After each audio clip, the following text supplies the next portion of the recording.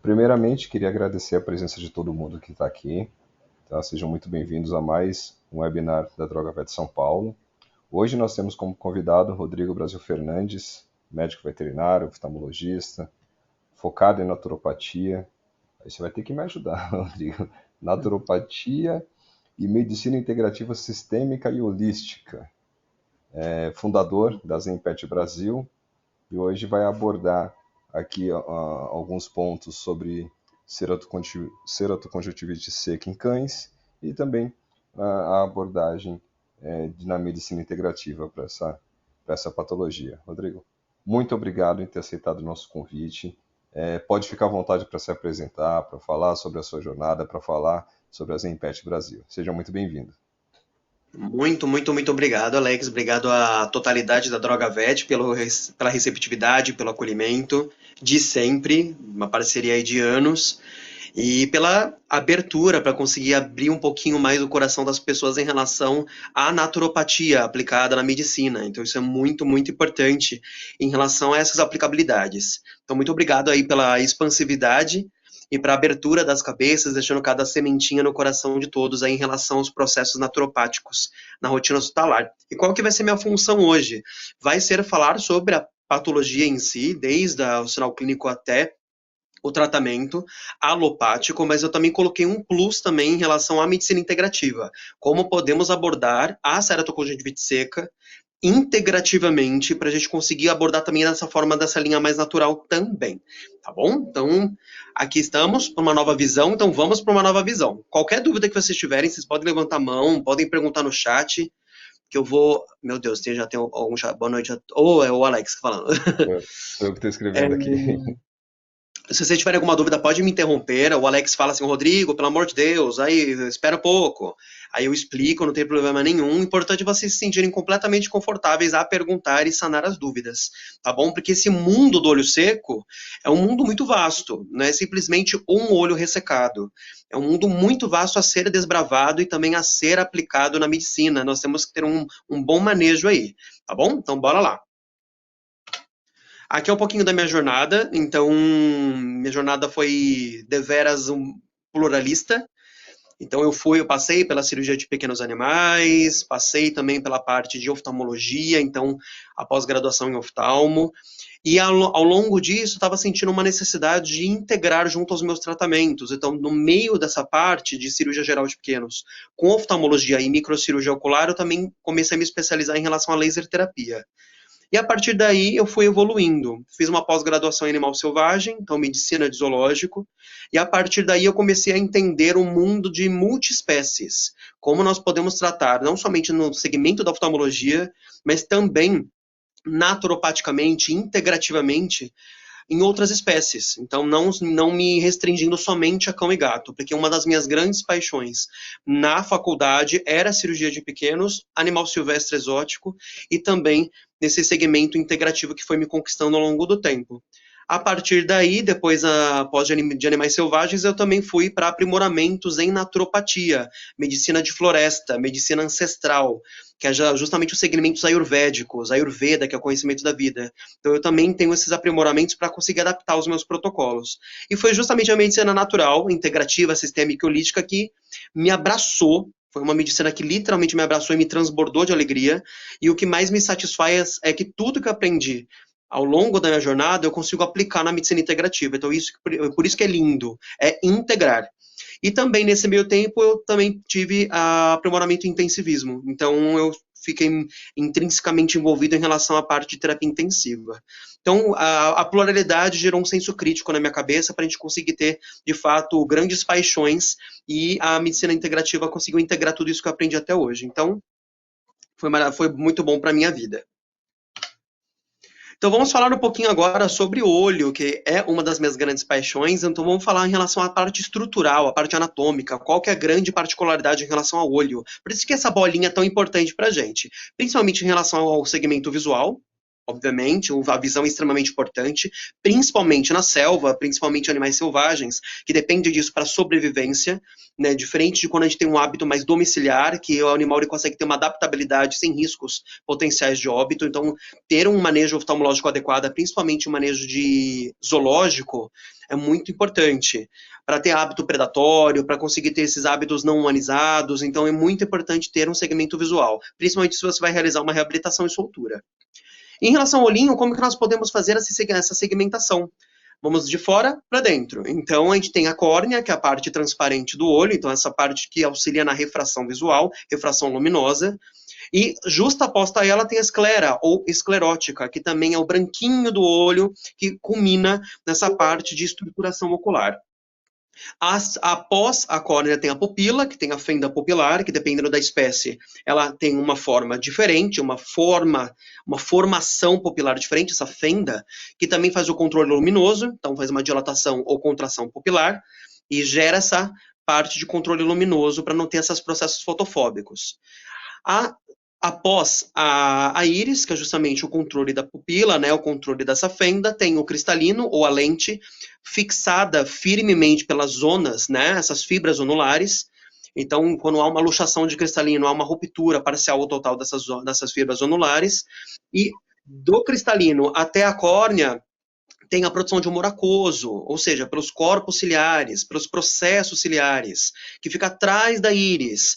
Então, há uma produção desse líquido, né, transparente, permeando esse segmento, que nós chamamos de segmento anterior, né, do olho, então gerado por conta dessa produção desse ultrafiltrado, que esse corpo ciliar atrás da íris, ele gera essa transformação do sangue, esse segmento sanguíneo em água, segmento hidroeletrolítico para conseguir permitir essa refração de luz. Após a lente, nós temos o corpo vítreo, então o humor aquoso, ele tem renovação constante, e o humor vítreo, que é após, aqui ó, que é após a lente ou cristalino, ele tem um envelhecimento, ele não se renova, ele vai se envelhecendo, ele vai se liquefazendo, ele vai perdendo a estrutura rígida, essa estrutura que permeia também na estruturação do olho, essa parte globosa. Então, ele tem um envelhecimento diferente do humor aquoso, que se renova constantemente pelos processos ciliares. E lá atrás, nós temos a camada da coroide, retina e a esclerótica, são as 3 camadas de estruturação, nutrição e também porção visual. Então, temos um olhinho bem redondinho, culminando na visão, e nós precisamos sempre ter todos os processos visuais transparentes. Então, o humor aquoso transparente, a córnea transparente, a fenda pupilar certinha para fazer esse controle de luminosidade, a parte do cristalino transparente, o humor vítreo transparente para a luz passar, a informação visual chegar na retina e da retina decodificar essa parte da imagem lá no córtex cerebral. Então, tem todo esse eixo visual importante para a gente conseguir dar os próximos passos em termos de visão. Em relação ao sistema muscular, que nós podemos falar também em relação à movimentação, nós temos alguns grupos musculares que, quando rompidos em 3 grupos ou mais dessa musculatura, nós temos uma proptose, ou seja, o olho sai do seu eixo anatômico. Então, quando há essas grandes rupturas de grupos musculares, 3 ou mais, nós temos até indicação de nucleação, porque a gente não consegue ter essa fixação tão importante, principalmente quando são grupos muito importantes para fixar esse olhinho. Tá? Então, quais são esses grupos? Então, nós temos aqui o músculo reto dorsal, o músculo reto ventral, o músculo reto lateral, o músculo reto medial, o músculo oblíquo superior ou dorsal e o músculo oblíquo inferior ou ventral. E também temos o músculo retrator do bulbo ocular, aquele que deixa o olhinho mais enoftálmico, mais para dentro. Então, temos um retrator. Nós utilizamos isso principalmente até mesmo em anfíbios, que eles têm, quando no hábito de deglutição, essa parte de deglutição em si, quando ele deglute o anfíbio, o olhinho ele volta, ele necessita dessa retração do bulbo. Então esse músculo é muito importante para anfíbio, para justamente ter o hábito deglutivo. Deixa eu ver aqui, que tem mensagens aqui. Não há mensagens. Tem mensagens. Tá. Alguém não está conseguindo ouvir áudio? Eu estou verificando por aqui, Rodrigo. Estou conversando tá com a bom. doutora. Beleza, então. Então, vamos lá.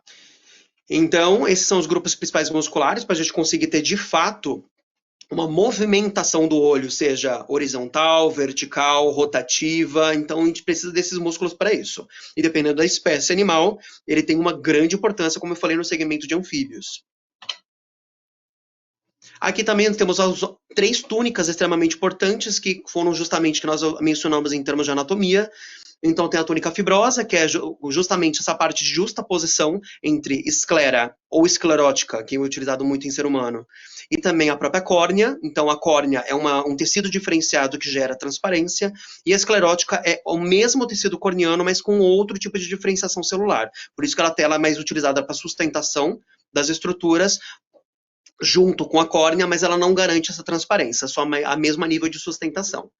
Túnica vascular, que é justamente a nutrição do olho, então ela é colocada como a íris, que é extremamente vascular. Se você lesionar a íris, há um sangramento.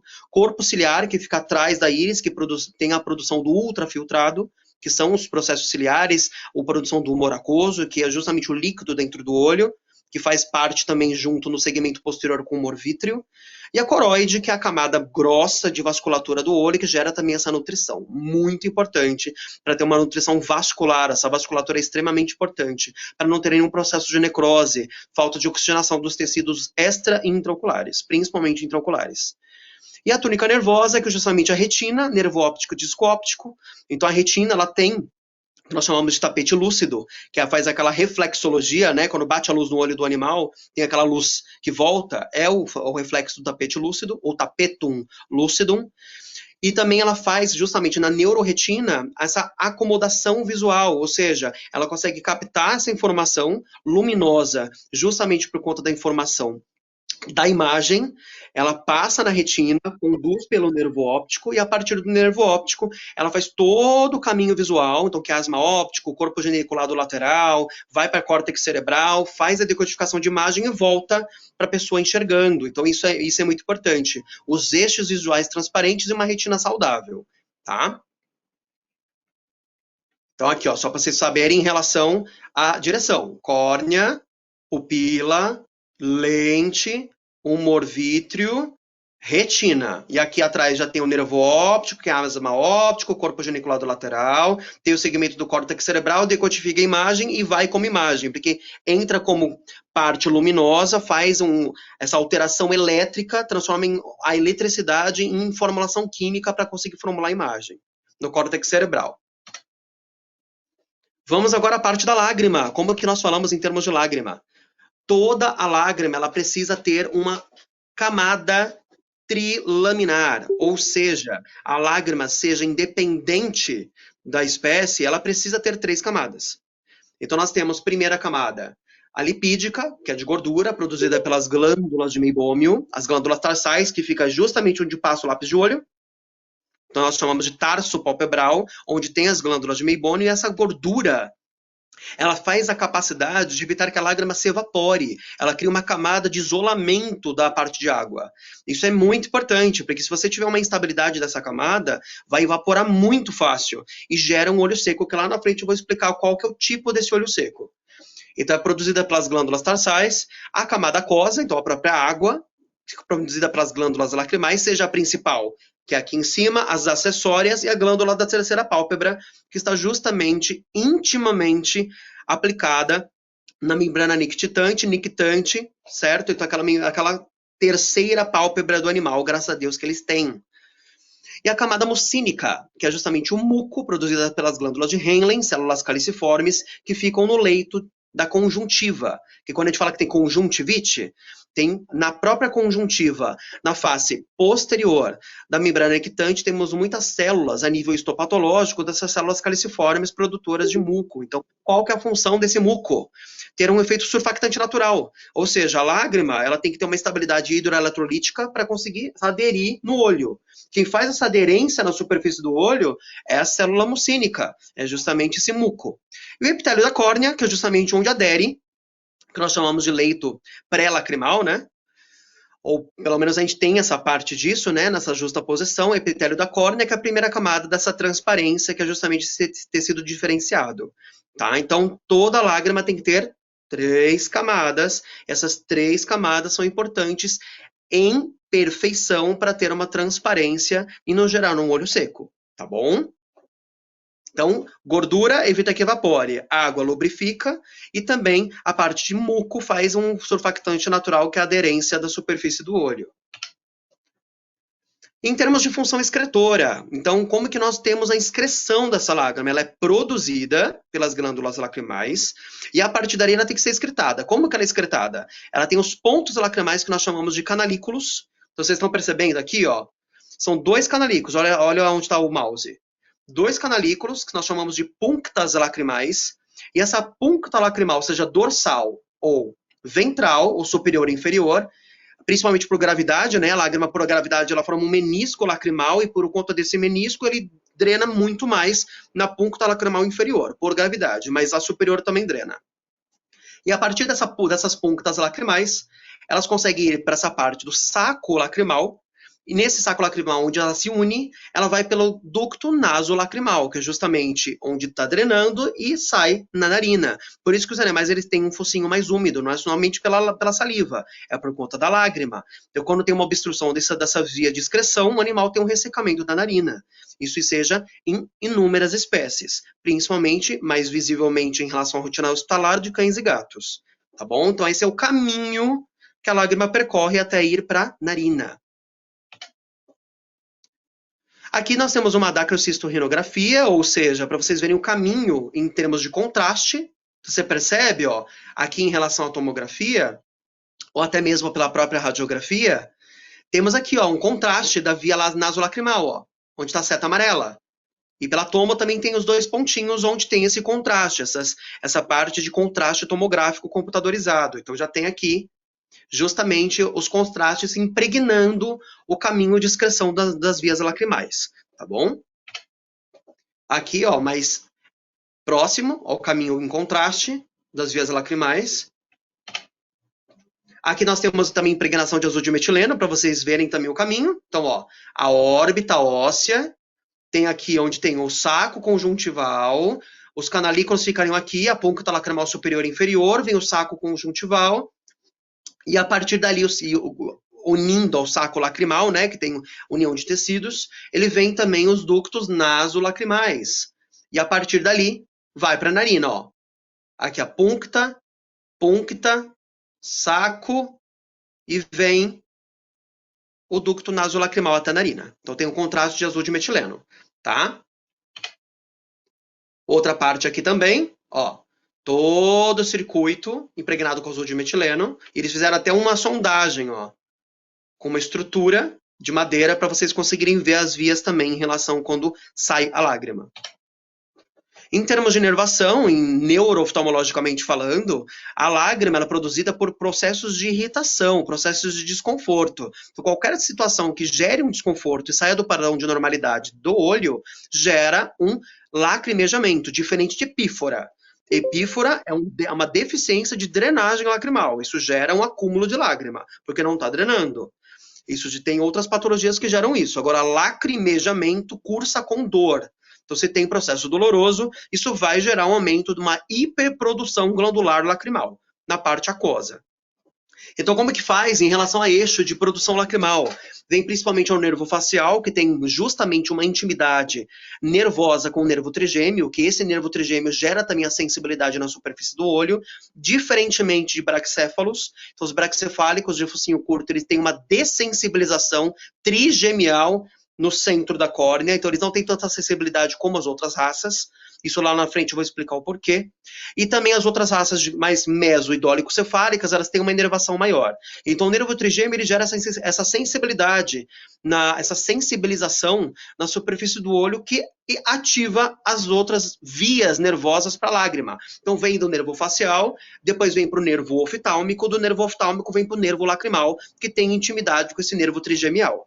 Então, toda essa via para ter a sensibilização e o eixo de dor, de desconforto, que se nós não tivéssemos esse eixo, poderia estar perfurando o olho, tendo uma lesão na superfície do olho e nós não sentiríamos nada. E aí perderíamos a visão, tá? Vamos à função do filme lacrimal. Então, como que funciona essa função desse filme? Lembra que tem que ter 3 camadas? Como que funciona essa camada? Tem uma lubrificação da pálpebra, da córnea e da conjuntiva. Lembra que a porção de água é extremamente importante. A água ela tem que tirar todos esses debris celulares, toda a sujidade, e por ter essa água, ela também faz uma nutrição. Ela troca oxigênio, tanto com a córnea, conjuntiva, a própria pálpebra, que tem a sua própria higienização com a parte aquosa da lágrima. Então, ela faz essa função, limpeza e lubrificação. Manutenção da qualidade da superfície da córnea, lembrando que eu acabei de falar, tem que ter eixos visuais, certo? Então, se tiver, por exemplo, um segmento pré-córnea, que é a lágrima, ela tem que estar transparente. Se for uma lágrima de má qualidade, mais opaca, então de nada vai adiantar, ela não vai conseguir dar os eixos transparentes. Imagina se tiver uma lágrima de má qualidade na frente de uma córnea que está opaca. Não vai ter visão, ela vai ter um comprometimento visual por conta disso. Então, a lágrima tem que estar perfeitamente estável para o animal conseguir enxergar bem. De nada adianta ter uma córnea, pupila, cristalino, humor aquoso, humor vítreo e retina saudáveis e uma lágrima de má qualidade. Isso pode te comprometer, tá bom? A proteção da córnea, então, tem defesa contra patógenos, alérgenos, corpos estranhos, desordens de cílios. Então, ela protege, lembra que ela é uma camada. Então, ela faz, além de oxigenação e nutrição dessa córnea, ela vai proteger, ela é um filme protetivo. E a nutrição da córnea, como eu havia dito, transporte de nutrientes e metabólitos importantes e também desnecessários, então ela consegue tirar metabólitos tóxicos, metabólitos se mantêm os importantes e faz a nutrição com troca de oxigênio na córnea. De nada vale ter, por exemplo, um filme muito instável, muito lipídico, muito mucínico, que isso compromete a oxigenação da córnea. A córnea respira, ela precisa disso. E quem permite essa troca de oxigênio é a própria água. Aqui tem uma exemplificação de dois olhos saudáveis, ó, com a lágrima completamente estável. Então, por isso que tem a transparência do eixo visual. E aqui uma ilustração da camada. Ó, camada lipídica, que evita a evaporação da água. A parte da água, que é justamente para lubrificação em todas essas funções. E a camada mucínica, que ela gera o surfactante natural e aderência na superfície do olho. Tá bom? E vamos à danadinha da ceratoconjuntivite seca. O que significa ceratoconjuntivite seca? Então vamos lá. Aqui é uma ilustração clássica de um olho seco. Ceratoconjuntivite seca tem os seus sinônimos, então síndrome do olho seco, que é como todo mundo geralmente menciona. A ceratoconjuntivite seca, que é o nome clássico. A keratoconjuntivite sicca, em italiano. E a xeroftalmia. Então tem inúmeros nomes para conseguir denominar um olho seco. Tá? Lembra da instabilidade do filme, que tem que ser 3 camadas importantes? Então temos uma instabilidade quantitativa, ou seja, a camada de água abaixa, e a instabilidade qualitativa, ou seja, a camada de gordura e muco, instáveis, menos, mais, e tem essa instabilidade. E tem paciente que tem os dois. As duas instabilidades previamente instaladas. Tá? Então, quantitativa, água, qualitativa, muco e gordura. Então vamos lá. Vou beber um pouquinho que resseca a voz. Qualquer dúvida, levantem a mão, tá, gente? Se eu estiver falando muito rápido, aí vocês também me desacelerem. Vamos começar os fatores de o que gera um olho seco, né? Quais são as causas? Então, dentre os processos etiológicos, uma doença extremamente multifatorial, que é o olho seco, ela é extremamente expansiva e complexa, e uma das causas é a lágrima congênita, que é um fator primário, extremamente raro em cães. Eu só peguei um, que é o que está na ilustração, que é a princesa Alice, que passa comigo até hoje, e ela tem comprovadamente a lágrima congênita. Ela nasceu sem a glândula lacrimal em um dos olhos. Tanto que você vê que tem até uma enoftalmia, né? Tem uma retraçãozinha desse olhinho, um olhinho menor que o outro. Isso acontece. E assim, é extremamente raro. Então o animal ele tem literalmente 0 de lágrima naquele olho. É um ressecamento patológico cronicíssimo. E ela tem desde nascença. Então por isso que é um fator congênito muito raro. Aqui né, temos uma predisposição racial, lembrando da síndrome ocular do cão braquicefálico. Então, é uma das minhas grandes paixões também em relação à complexidade da patologia. Por que que os braquicéfalos, né, os de focinho curto, eles têm tanto problema no olho? Por que que eles nasceram tanto com esse problema? Olha tudo que ele apresenta aqui, ó. Vamos aos poucos, ó. Tem distiquias e cílio ectópico, acompanham a setinha. Então, os braquicéfalos, eles têm desordens de cílios, ou seja, nasce cílio na região errada. Então, cílio ectópico é dentro da pálpebra, lá dentro. Então, quando você everte a pálpebra, tem a conjuntiva palpebral, que é a carninha do olho. Lá nasce um cílio, que é o ectópico, fora do lugar. Temos também a distiquíase, que são cílios, onde você passa o lápis de olho, na placa tarsal, nesse segmento da pálpebra, que isso gera também atrito na superfície do olho. Ele também tem lagoftalmia, ou seja, uma pálpebra gigante.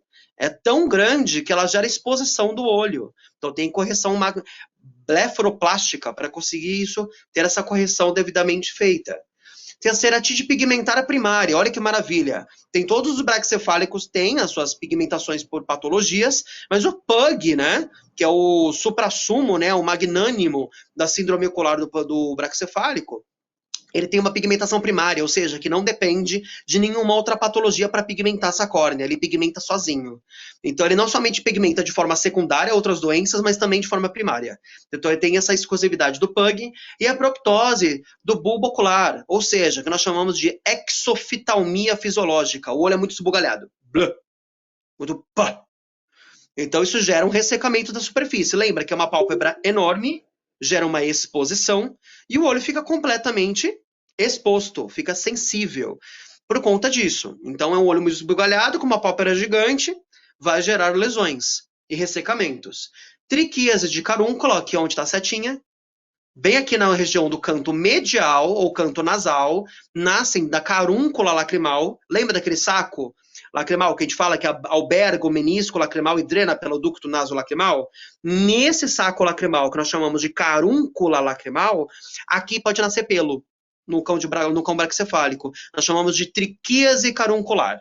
Isso também tem correção cirúrgica. O entrópio de canto nasal, que os clínicos na rotina eles conhecem, que é a inversão da pálpebra. Então, no olhinho, essa pálpebra inferior, ela inverte, ela rola para dentro, e justamente por conta disso, gera, por conta do pelo, um atrito. Então, o pelo está aqui. Se essa pálpebra é normal, não teria nenhum atrito. Se ela inverteu, o pelo está atritando. Então, por conta desse entrópio de canto. E a proeminência da prega nasal, ou seja, uma prega gigante. Você está vendo uma prega? Olha o tamanho. Que gera até aqueles intertrigos, aquelas dermatites úmidas, é bem complicado. Então também tem correção cirúrgica isso. Muitas pessoas não fazem a correção porque tira o padrão da raça, mas a gente tem que botar na balança, né? O que é para a qualidade visual e qualidade de vida do animal, ou você quer que mantenha a raça, o padrão visual da raça? Tem que botar muito na balança, né? Então tem essa proeminência, e não esquecendo, essa prega nasal, ela empurra mais o entrópio. O entrópio já está presente. Com a prega nasal, ela vai entropiando mais. Isso complica, mas ainda a patologia e o atrito da córnea. E isso tudo gera a instabilidade do filme lacrimal, que também a própria raça do focinho curto já tem geneticamente um filme instável. Então ele já tem uma instabilidade da gordura, muco e água. Independente, é da raça. A raça braquicefálica já tem isso deles. Então a gente tem que melhorar a qualidade da lágrima também, não é simplesmente corrigir isso cirurgicamente.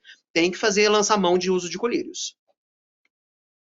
É complexo, né, gente? Tem bastante coisa, né? Do braquicéfalo. E a atrogenia. Então, por exemplo, aquele animal que apresentou um olho seco e ele faz uso de atropina, seja no olho, seja, né, injetável. A atropina de uso prolongado, até mesmo sulfas. Então, sulfa, trimestoprim, esses antibióticos alopáticos para sistema gastrointestinal, ou até mesmo a nível pulmonar, eles, a nível crônico, podem gerar também ressecamentos iatrogênicos na superfície do olho, gerar olho seco e iatrogênico, tá? Então, fazer uso prolongado desses fármacos pode complicar, tá?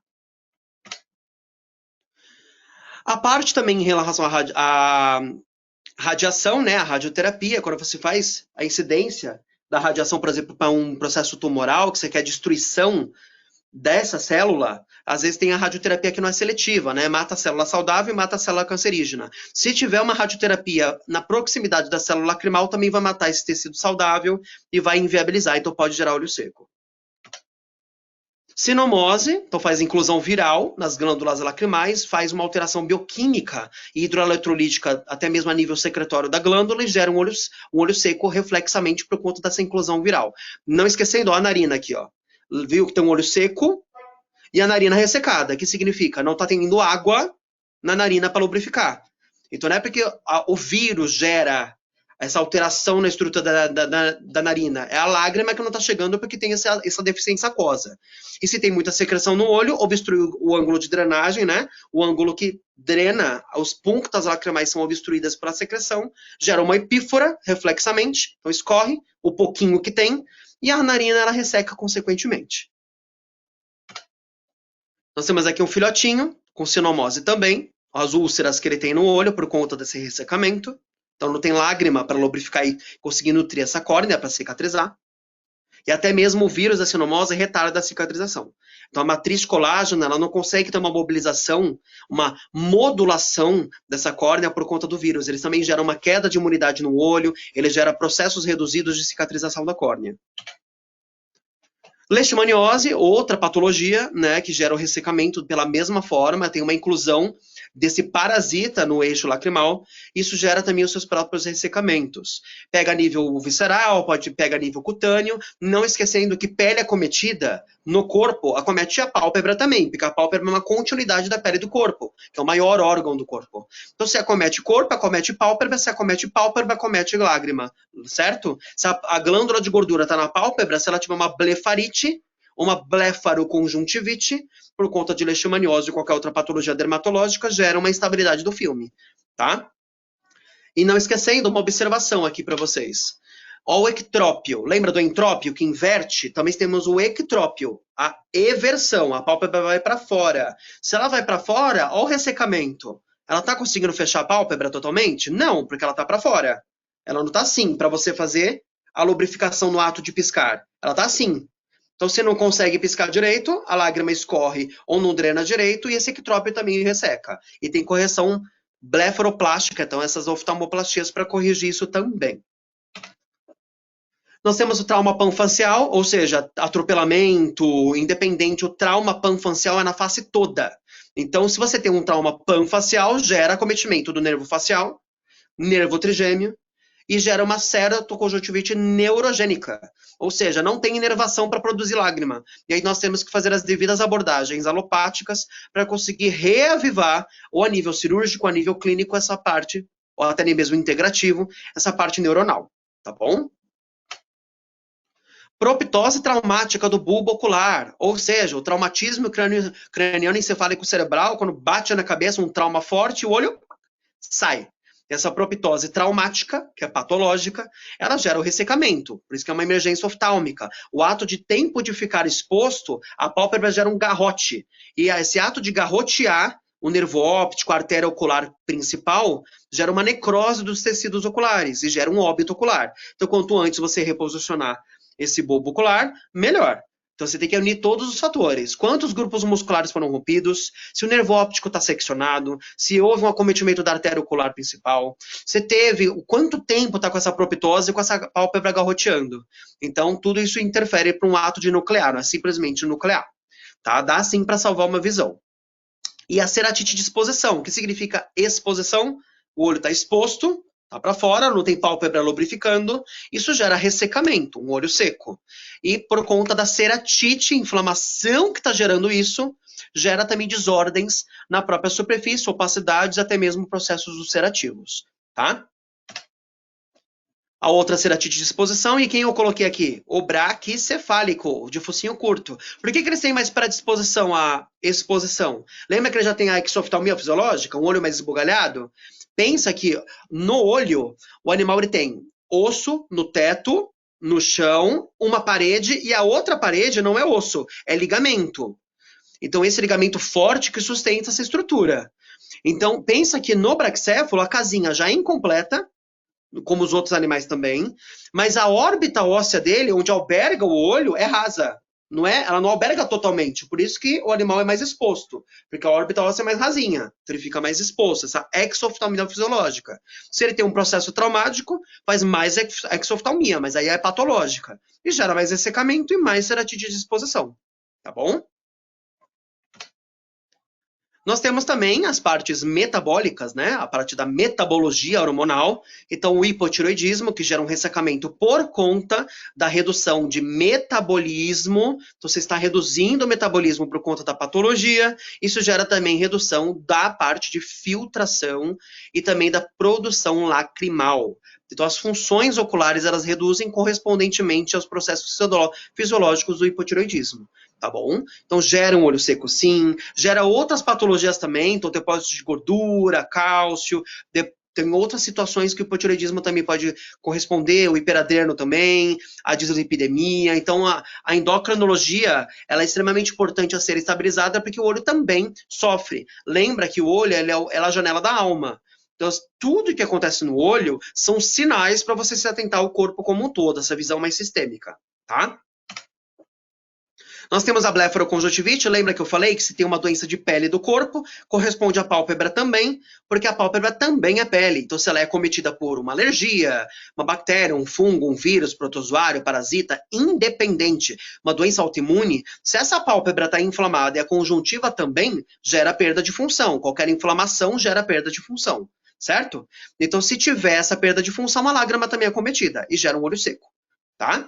E principalmente se é um fator crônico, que aí perde com certeza essa função e gera opacidades da córnea, processos ulcerativos, processos perfurativos e até mesmo óbito ocular. Tem que tomar bastante cuidado. Olho seco não é somente um olho seco. O olho seco perfura, olho seco perde a visão. Tá bom? Temos um exemplo, tá? De malacesiose. A boca resseca que é uma coisa, gente. Se tiver dúvida, levanta a mão, tá, gente? Então aqui temos o processo de malacesiose, né? Então foi infecção por fungo, gerou esse quadro que nós chamamos de paquidermatização, né? Esse processo paquidermático, que é o que nós chamamos de pele de elefante, e gerou também uma instabilidade qualitativa e quantitativa do filme lacrimal. Então teve justamente essa instabilidade por conta disso. As glândulas de meibômio acometidas, a parte das células caliciformes, então tudo isso foi acometido, inclusive também a parte da geração da parte aquosa, reduziu também. Gerou um olho seco qualito-quantitativo nesse quadro. Doença periodontal, para quem não sabe, doença periodontal é uma das piores doenças para olho. Não é só câncer, não é olho seco, úlcera. Doença periodontal é extremamente perigosa para o olho, porque gera um quadro de mobilização bacterêmica. Há uma bacteremia no leito, que nós chamamos de tecido nobre ocular. O olho é um tecido nobre, ele se protege. O olho tem as suas defesas, as suas barreiras hemato-oculares. Então, as suas barreiras hematocosas. Então, ele tem as suas barreiras. Tem reflexos que nós chamamos de óculo esplênico. Então, tem mobilizações imunológicas. Então, tudo isso, vocês têm que entender que o tecido nobre do olho, ele se defende. Mas chega uma hora que há uma instabilidade dessa defesa, quebra as barreiras por conta dos processos patológicos. E aí vem a doença ocular. Então, a doença periodontal, ela gera processos fistulativos, então essas fistulações, que geram também repercussões no olho. A boca não está praticamente do lado do olho. Então, se tiver uma doença periodontal grave, ou até mesmo uma doença periodontal leve a moderada, dependendo do grau, vai fazer bacteremia ativa no olho, gera uveíte e gera comprometimento também da parte da pálpebra conjuntiva. Então, esse processo inflamatório bacterêmico gera perda de função e gera olho seco. Então, muito cuidado. E não somente olho. Bactéria da boca vai para articulação, vai para coração, vai para pulmão, vai para cérebro, fazer as meningoencefalites bacterêmicas. Então, é tudo isso por conta de boca. Então, uma boca saudável é extremamente importante. O olho agradece também. Tá bom? Miíase, gente, nós podemos ter miíase, parasita na glândula lacrimal. Aqui nós temos um exemplo, que a mosca ela pousou literalmente na glândula da terceira pálpebra. Então, qual que é o tratamento?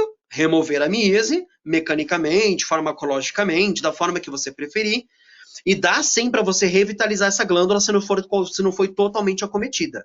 Aí você faz o tratamento certinho e ela vai seguindo, tendo o seu processo reparativo gradual, tá bom? Então pode ter acometimento e se acometeu a glândula, acomete também o olho. Se acometeu o olho, gera um olho seco, tá bom? Então temos aí um processo parasitário, uma adenite, uma inflamação de glândula por conta de parasita. Nós temos a clássica patologia, que é o cherry eye, olho de cereja, que é adenite por protrusão. Protrusão, não é prolapso.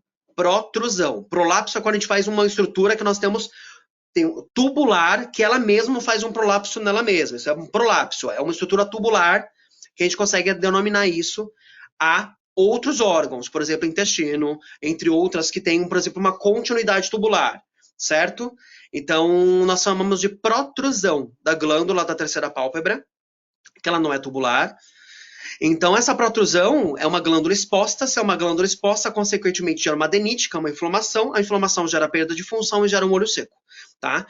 E tem outras patologias também dessa glândula, que é justamente a eversão da cartilagem dessa terceira pálpebra ou tumor. Se tiver um tumor da glândula, nós temos que fazer exérese disso, ou seja, dependendo da patologia e da suspeita clínica, nós fazemos uma exenteração, removemos tudo, olho, conjuntiva, glândula lacrimal, a gente remove tudo, só deixa a órbita óssea, dependendo da suspeita clínica, tumoral. E dependendo de se a suspeita clínica for benigno, pela citologia ou uma biópsia incisional, você só faz a remoção da glândula e assim se prossegue, tá? E ao mesmo tempo temos a eversão, ou seja, um T cartilagíneo, a membrana ectante tem um T, que é uma cartilagem rígida para manter essa movimentação oblíqua dessa membrana para produzir a lubrificação, né, a permeação dessa lágrima na superfície do olho. Então essa estrutura rígida pode everter. E ali, essa eversão gera um ressecamento, porque a membrana ela fica assim. Ou assim. E a superfície não é lubrificada. Então pode gerar um ressecamento também. Tá? Aqui exemplos, né, de protrusão da glândula. Neoplasia, pelo processo de inervação, acometimento dos tecidos nobres oculares. Então, acomete tudo. Acomete inervação, acomete tecidos, acomete tudo. Isso gera um olho seco. E gera perda de tudo. Então, há também, aqui tem um exemplo mais agravado, mas tem alguns tumores menores que pode acometer justamente por conta do caminho nervoso até a lágrima, e gera um olho seco por conta disso. Tá? E tem que fazer exérese, tudo bonitinho, tentar reavivar essa parte neuronal também. Outra parte aqui de tumor, que gera acometimento neurológico e estrutural, que tem que fazer uma exenteração, tem que tirar tudo dessa região. E aqui, a principal causa de olho seco em cães. Processo imunomediado. É o próprio sistema imune atacando as glândulas lacrimais. É o principal fator. Tá? Então, nós temos uma síndrome lacrimal imunomediada, é a principal etiologia para eles. E nesse quesito, tem um distúrbio linfoplasmocítico de glândulas lacrimais, é um processo inflamatório. O próprio sistema imune, na parte linfocítica e também de plasmócitos, geram esse acometimento da glândula lacrimal, e por isso que nós fazemos um protocolo imunossupressor, para justamente não ter mais esse ataque e a produção reflexa da lágrima. Tá bom? Vamos aos gatos? Então, pincelando os gatos também. Nunca peguei caso de lágrima congênita em gato, nunca. Tanto que em cão eu só peguei um caso.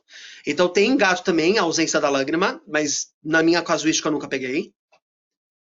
A iatrogenia do mesmo jeito, uso prolongado de atropina e sulfa. Radioterapia pelo mesmo princípio, acometimento das células saudáveis da lágrima. Esporotricose em gato, que também pega cão. Então, uma zoonose, Sporotrix skenk, também pode acometer os tecidos oculares, e por qual acometer os tecidos oculares gera um olho seco reflexamente. Como vocês estão percebendo, já está pegando no plano nasal e também na pálpebra. Se pega a pálpebra, gera uma blefaroconjuntivite patológica a nível fúngico e gera perda de função. Vamos à parte da clamídia, Chlamydophila felis, que também é uma zoonose.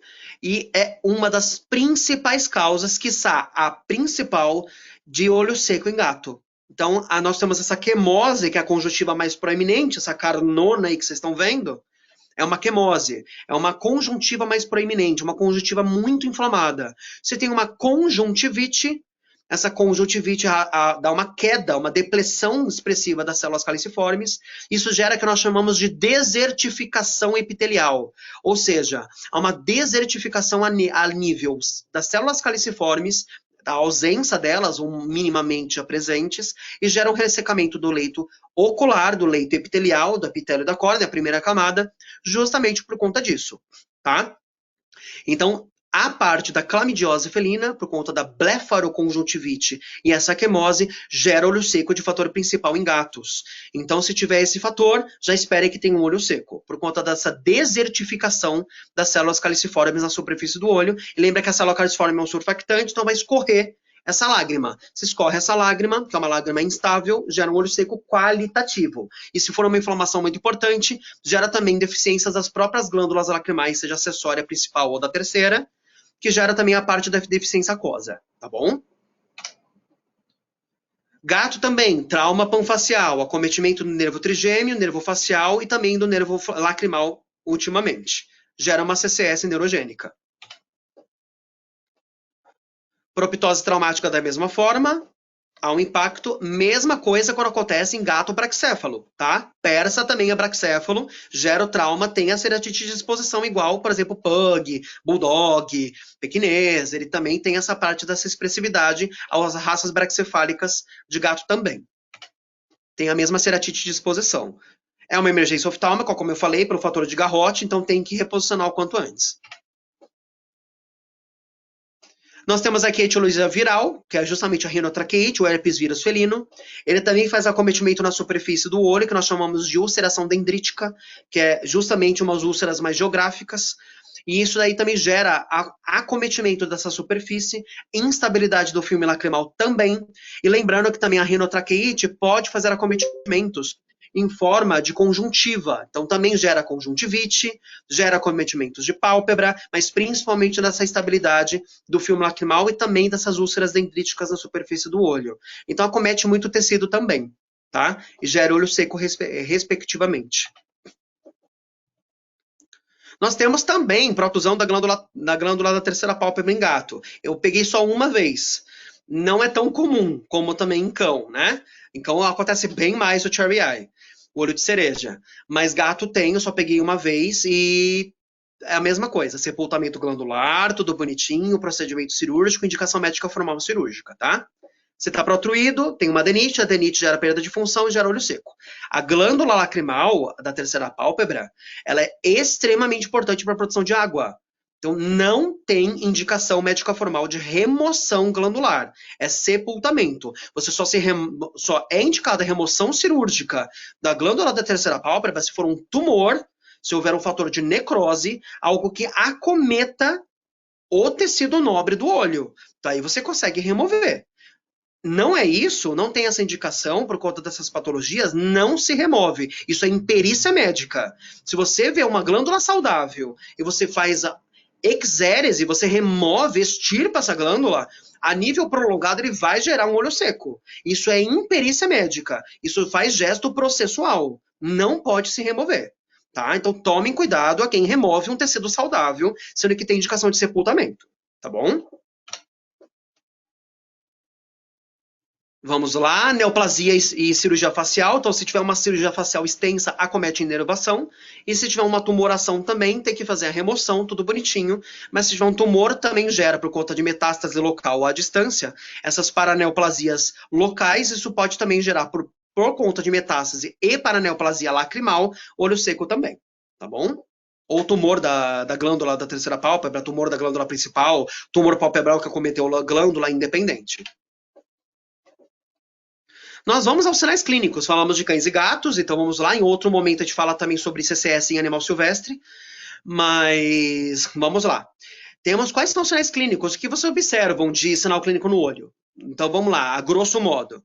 Temos uma secreção densa, né, meio que amarela esbranquiçada. Temos crostas, né, que não são melicéricas, não são por bactéria, são crostas de muco e gordura. Lembra que o olho seco ele tem deficiência de água se for quantitativo. E se tiver uma instabilidade qualitativa, tem também mais gordura, mais muco, menos muco. E essa secreção que vocês observam na rotina clínica não é bactéria, não é infecção. Isso aqui é produção de gordura e muco, e com ausência de água. Se não tem água, não consegue sair dali, ela impregna.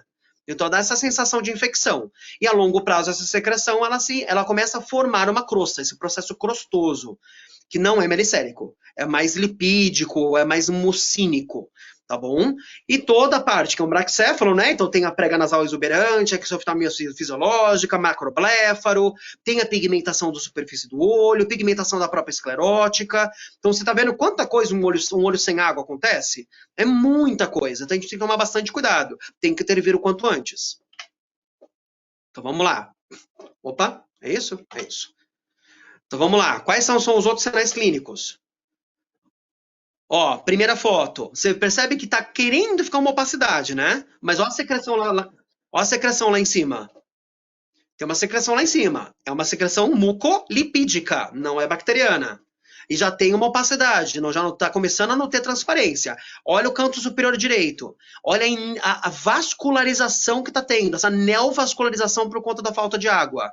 Se não tem água, começa a inflamar. Para inflamar, a córnea, ela saudável, ela tem que ser transparente, avascular, não pode ter água, de jeito nenhum. Água não, vascularização. Ela tem que ser totalmente transparente, tem que ser totalmente lisa, lubrificada e avascular. Ela não pode ter vaso, porque vaso gera opacidade. Então, se não tem água, gera uma ceratite, por conta do cisalhamento da pálpebra. Isso gera como se fosse aquela sensação de areia no olho.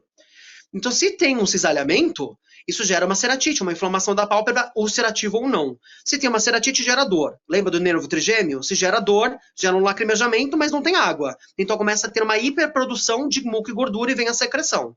Se tem muito tempo de neovascularização na superfície, gera pigmentação, porque a melanina, ela vai lá no caminho do vaso e pigmenta. Então, quando você vê que tem pigmentação na superfície do olho, já está pelo menos aí uns 10 a 15 dias com esse olho acometido. Não adianta o proprietário falar que aconteceu ontem. O olho fala muita coisa pra gente. Então, milimetricamente falando, demora para ter uma pigmentação no olho. Então, quando tem, é no mínimo uns 10 a 15 dias aí com essa patologia instalada. Tá? Aqui temos embaixo também, já começando a fazer um olho seco, né? Tem uma transparência parcial, mas esse branco que você está vendo é catarata. Catarata gera inflamação intraocular, porque nós chamamos isso de uveíte facogênica. Então gera uma uveíte por conta da catarata. Agora, por conta dessa inflamação desse leito do tecido nobre, pode também ter alterações, dependendo da raça, o próprio olho seco. Lembra que eu falei? Às vezes não é água. Às vezes o animal tem água no olho, mas a muco e a gordura não estão estáveis, então escorre ou evapora fácil e gera perda de transparência. E do lado também tem a secreção densa mucolipídica que a gente falou e a irritação, né? Não tem uma conjuntivite? Se tem uma conjuntivite, tem um processo irritativo, que nós chamamos de hiperemia passiva conjuntival, seja no bulbo, que é bulbar no olho, ou na conjuntiva palpebral, tá? Então tem uma conjuntivite palpebral ou bulbar, que nós chamamos de hiperemia passiva. Olha o calibre desse vaso, como ele é engurgitado na superfície do olho. Essa patologia é de longa data. Então já está muito tempo ali, tanto que a vasculatura no leito epitelial da córnea é enorme. Olha o tamanho. Para pigmentar essa córnea é super fácil. Então vem essa pigmentação corneana. Olha o quanto é que é pigmentado no outro olho.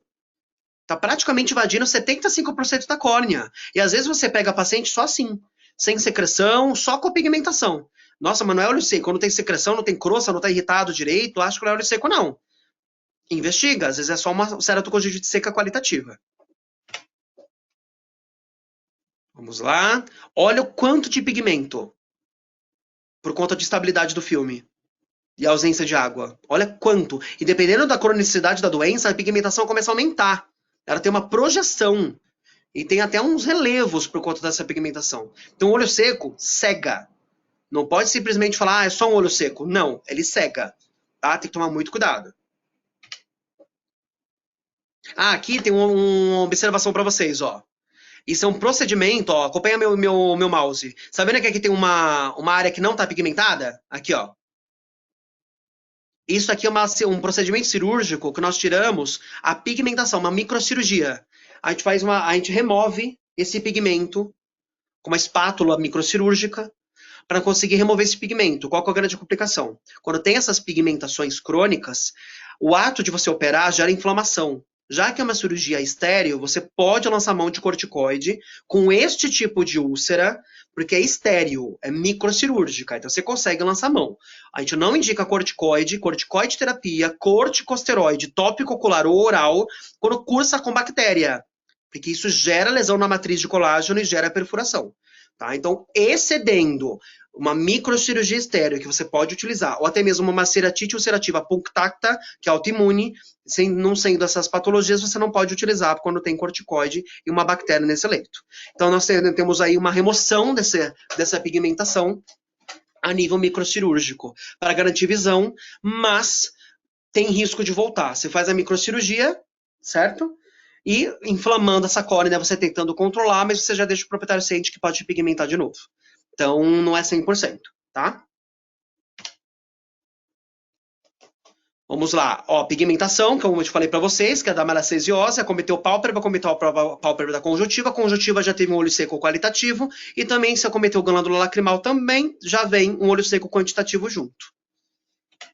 E a pigmentação, ó, repara aqui, ó o vaso aqui, ó, acompanha o mouse, ó o vaso indo para pigmentação, é aqui que ele depositou a melanina. Certo? Então, para o vaso chegar nesse leito, demora dias. Pelo menos 10 a 15 dias. Sinais clínicos também, ó, secreção mucolipídica, pigmentação, tem neovascularização, opacidade. Ó, no canto inferior esquerdo tem edema, ou seja, inflamação dessa córnea, tem água dentro dela. Se tiver ulceração, então, a própria lágrima entra na úlcera e gera um edema estromal. Se tiver um acometimento endotelial, que é na última camada da córnea, lá dentro do olho, se tiver uma ruptura desse endotélio, gera também um edema endotelial, que é até mais grave, né? Que às vezes a gente tem que fazer transplante endotelial. Então, tem um edema ali, ó, uma inflamação dessa pálpebra, dessa superfície do olho. Outro quadro, ó, temos um entrópio, né? Uma inversão da pálpebra, ó. Uma inversão da pálpebra, secreção mucolipídica, pigmentação esclerótica, pigmentação da superfície ocular, neovascularização, edema de córnea aqui, ó, no canto superior direito, que dá para ver um pouquinho, que até então daqui a pouco pigmenta. Então, é a síndrome clássica do olho seco. E quando a doença ela fica crônica, ou seja, passa muito tempo, o que acontece com esse olho? Temos processos que nós chamamos de granulomas oculares, ou seja, um tecido cicatricial inflamatório. Então, esse é um caso de um granuloma inflamatório por conta do processo ulcerativo crônico, que foi ulcerando, e pode também gerar esses processos granulomatosos, processos inflamatórios e cicatriciais. Incluindo também processos de metaplasias, ou seja, uma inflamação crônica pode gerar uma alteração genética, um processo oncogênico e gerar um tumor. Então tem que tomar cuidado. Inflamação crônica gera alteração desse código genético. Pode virar uma tumoração para o processo metaplásico. Quase perfuração, ó essa foto. Ó o buraco que fez por conta de olho seco. E adivinha que esse cachorro tinha? Doença periodontal. Ele não tinha doença de pele, era doença periodontal. E ela estava fistulando aqui. E essa fístula fez o processo bacterêmico e gerou um olho seco. O proprietário não tratou. Ele simplesmente deixou indo, para falar a verdade, foram maus tratos aí, né? E gerou praticamente um processo perfurativo, tá? Como descemetocele, tá? Praticamente com a última camada da córnea exposta. Você viu o edema, olha o tamanho do edema de córnea, olha a água entrando dentro dessa córnea, tá tão opaca, né? Então pode gerar processos ulcerativos, úlceras crônicas. Em gato, se tem, por exemplo, o processo de clamídia, né? Chlamydophila felis, tem aquela parte de olho seco. Se tem olho seco crônico, pode gerar alterações na superfície do olho. E tem uma patologia em gato que pode gerar, que nós chamamos de sequestro corneano, que é essa mumificação, essa degeneração dessa córnea a nível crônico. Pode ter sequestro corneano por outras patologias? Pode, mas o olho seco em gato pode gerar sequestro corneano. Indicação formal de microcirurgia, você tira todo esse tecido mumificado, que é tecido morto, e faz uma microcirurgia de reparo tecidual, tá bom? Para manter o eixo visual. E aí já está enorme o sequestro. Olha o tamanho das vascularizações que está conseguindo gerar essa pigmentação. Se não for sequestro, se for, por exemplo, só a pigmentação, nós chamamos de nevus.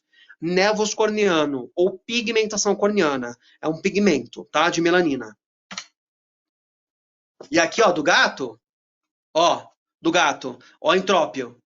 Entrópio de canto nasal, secreção mucolipídica, neovascularização, vasculatura no caminho da pigmentação, edema de córnea. Então, olha quanta coisa pode acontecer. Vamos ao diagnóstico? Como que diagnostica? Então, vamos fazer uma anamnese clínica, perguntando sobre tudo, quando aconteceu, como que foi no começo e agora, com o que está fazendo uso de colírio, que tem proprietário que faz uso de colírio, sozinho. Ah, peguei aquele colírio que está 90 dias aberto e pinguei. Lá tinha um corticoide. O proprietário não sabe que corticoide não pode ser utilizado em úlcera, o animal está com úlcera por conta do olho seco e perfura. Então, tem uma anamnese oftálmica também, né? Sobre quais os colírios ele está usando, se já passou com um colega ou não, qual que é o colírio de uso crônico que está fazendo, que às vezes a gente pega paciente que já faz tratamento com olho seco de colega, mas quer uma segunda opinião para ver se tem alguma eficácia terapêutica. Sinal clínico que a gente já viu, exame físico, para saber se o animal tem alguma outra doença que possa culminar no olho, doença sistêmica. Exame oftalmológico. Quais são os testes oftalmológicos que nós fazemos? O lacrimal de Schirmer 1 e 2, fluoresceína, Jones, rosa bengala, lissamina verde, fenol vermelho, osmolaridade lacrimal, e também nós podemos fazer a nível final uma biópsia conjuntival de glândula de terceira pálpebra, se tiver uma suspeita de algum parasita ali, ou um tumor, ou da conjuntiva bulbar. No caso de sinomose e leishmaniose, a gente consegue isolar o parasita fazendo essa biópsia. Vamos passo a passo? Então, teste lacrimal de Schirmer, que é o clássico. A gente pega uma fitinha hidrofílica, e você coloca no canto, aqui ó, no meio da pálpebra. Pálpebra inferior, no terço médio. Nem lateral, nem medial. Porque aqui a gente não consegue produzir bem o menisco lacrimal para conseguir ter uma boa absorção. Bota no pálpebra inferior, no terço médio. Tá? Para ter uma boa absorção. Qual que é a diferença do tipo 1 e tipo 2? O tipo 1 ele pega todo, ele pega tanto a parte de produção lacrimal reflexa, ou seja, pelo incômodo do papel, né? Dessa fita na superfície do olho, processo irritativo, e também a parte de produção basal, ou seja, sem o processo irritativo. É aquela lágrima que sempre fica ali, ele pega os dois. E o tipo 2, ele tem uma estilação de colírio anestésico, então você dessensibiliza a inervação trigeminal, então você tira a dor daquela superfície, então não tem o processo irritativo, ele só pega mais a produção basal. Tá? Você tira o excesso do colírio que você estilou, que de nada vale você pingar uma gota do anestésico e botar o papel. Vai ter um falso negativo. Perdão, um falso positivo. Então, nesse quesito, você tira o excesso do colírio anestésico, aguarda pelo menos 1 ou 2 minutinhos para fazer o efeito, você bota o papelzinho e mensura. Tá? Pelo menos a 30 segundos a 1 minuto. E ali você vai conseguir, no tipo 2, a parte basal, e a tipo 1 você consegue pegar a parte reflexa, irritativa, e a basal também. Beleza? Valores de referência eu vou falar para vocês depois. Depois nada, é agora. É agora, gente, vamos lá. É uma loucura. Vamos aos valores de referência. Então, igual a 15 milímetros por minuto, então você faz de 30 segundos a 1 minuto a mensuração, tem que ter de igual ou mais a 15 milímetros para ser normal. Se for abaixo de 15, você já suspeite que tem olho seco. Se for de 10 a 15 por literatura, fala que um olho seco é subclínico. Abaixo de 7 já é um olho seco mais grave. Tá? E tem uma observação por literatura que passou de Shetland, que é justamente a Lessie. Ele tem de 13 a 15, o normal. Então, não é um olho seco subclínico deles. É o normal deles ter de 13 a 15. Tá bom? É um fator racial isolado.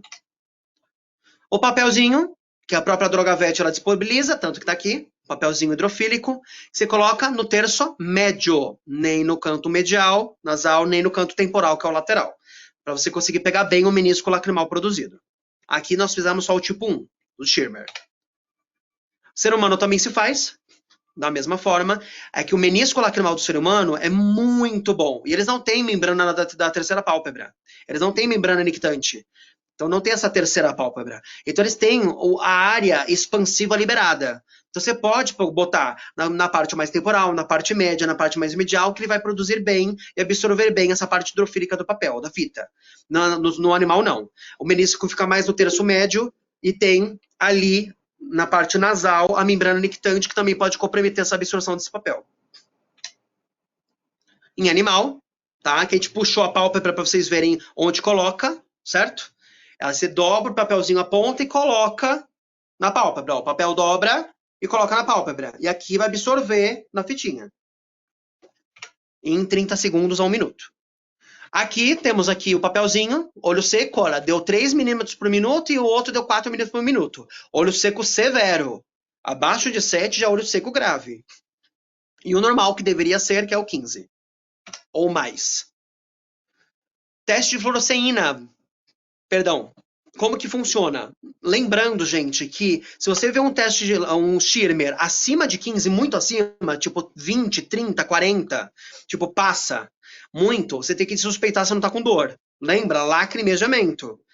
Epífora não gera essa parte de hiperprodução. O que gera hiperprodução lacrimal aquosa é dor, que é o lacrimejamento. Então, se tiver com 30 a mais, investiga, que pode estar com dor. E outra coisa, às vezes é um início de olho seco, tá iniciando o olho seco, e tá baixando o valor de referência, certo? Tá começando a ficar baixinho. E às vezes o animal tá com dor e faz hiperprodução, e gera um falso negativo. Ou seja, não, tá com 15, esse olho seco. Você tem que investigar mais a fundo, que pode ser um olho seco quantitativo abaixando, mas o por dor está fazendo uma hiperprodução, falseando no normal, e ao mesmo tempo já tem um olho seco qualitativo instalado. Então você tem que fazer uma avaliação bem mais acurada, que às vezes você pega no início, tá bom? Cuidado com os falsos negativos e os falsos positivos. Teste de fluorescina pode ser tanto em forma de strips, que a Drogavet também faz, ou forma de colírio a 1%.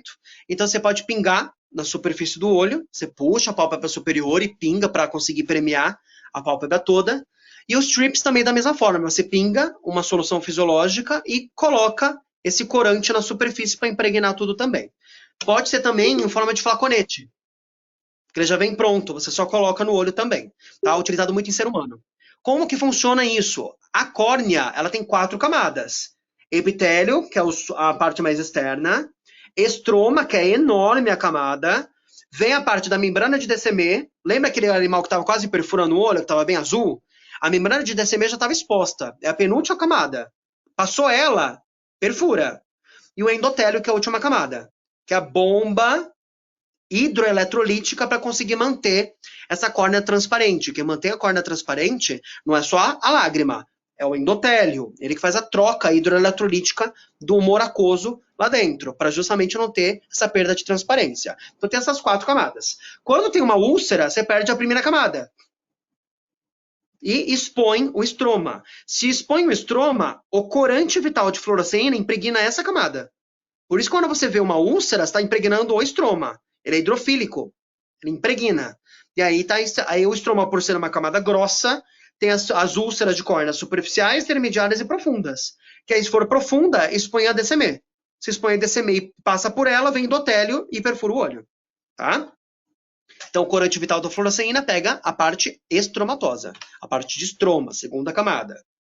Um exemplo de uma úlcera de córnea, que aqui também não é uma úlcera de córnea superficial, mas é uma ulceração indolente, ou seja, o epitélio ele tem a sua camada ali, você cicatriza essa córnea e ela fica justaposta ao estroma, epitélio, estroma. Mas ele não tem uma célula chamada hemidesmossomo, que faz uma aderência dessa primeira camada com a segunda. Por não ter essa aderência com esse hemidesmossomo, esse tampão ele cai. E fica com essas úlceras de repetição. É uma das patologias mais chatinhas de tratar. Tem que fazer procedimento ambulatorial, cirurgia e tal, para conseguir tratar. Mas é um exemplo de úlcera superficial indolente, para vocês saberem como é que impregna a córnea. Ali já é o estroma impregnado com a fluoresceína. Impregnação fluoresceínica, não está com o olho seco? Não está bem ressecado? Não tem água. Se você bota fluoresceína, toma cuidado. Isso aqui não é úlcera. Isso aqui é impregnação. Tá tão seco esse olho, por conta de muco, gordura, tá bem instável, que a fluoresceína adere na secreção. Ela impregna a secreção.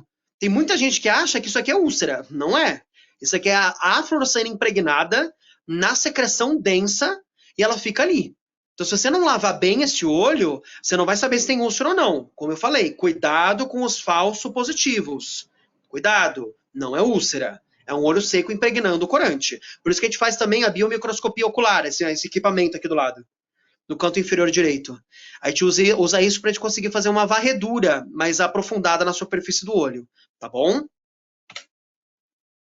Tempo de ruptura do filme lacrimal, que nós chamamos de break-up time, que é a deficiência mucínica. O que significa isso? Lembra que pode ter água, pode ter gordura, mas pode baixar muco. E nós temos um teste que nós chamamos de break-up time. O que significa break-up time?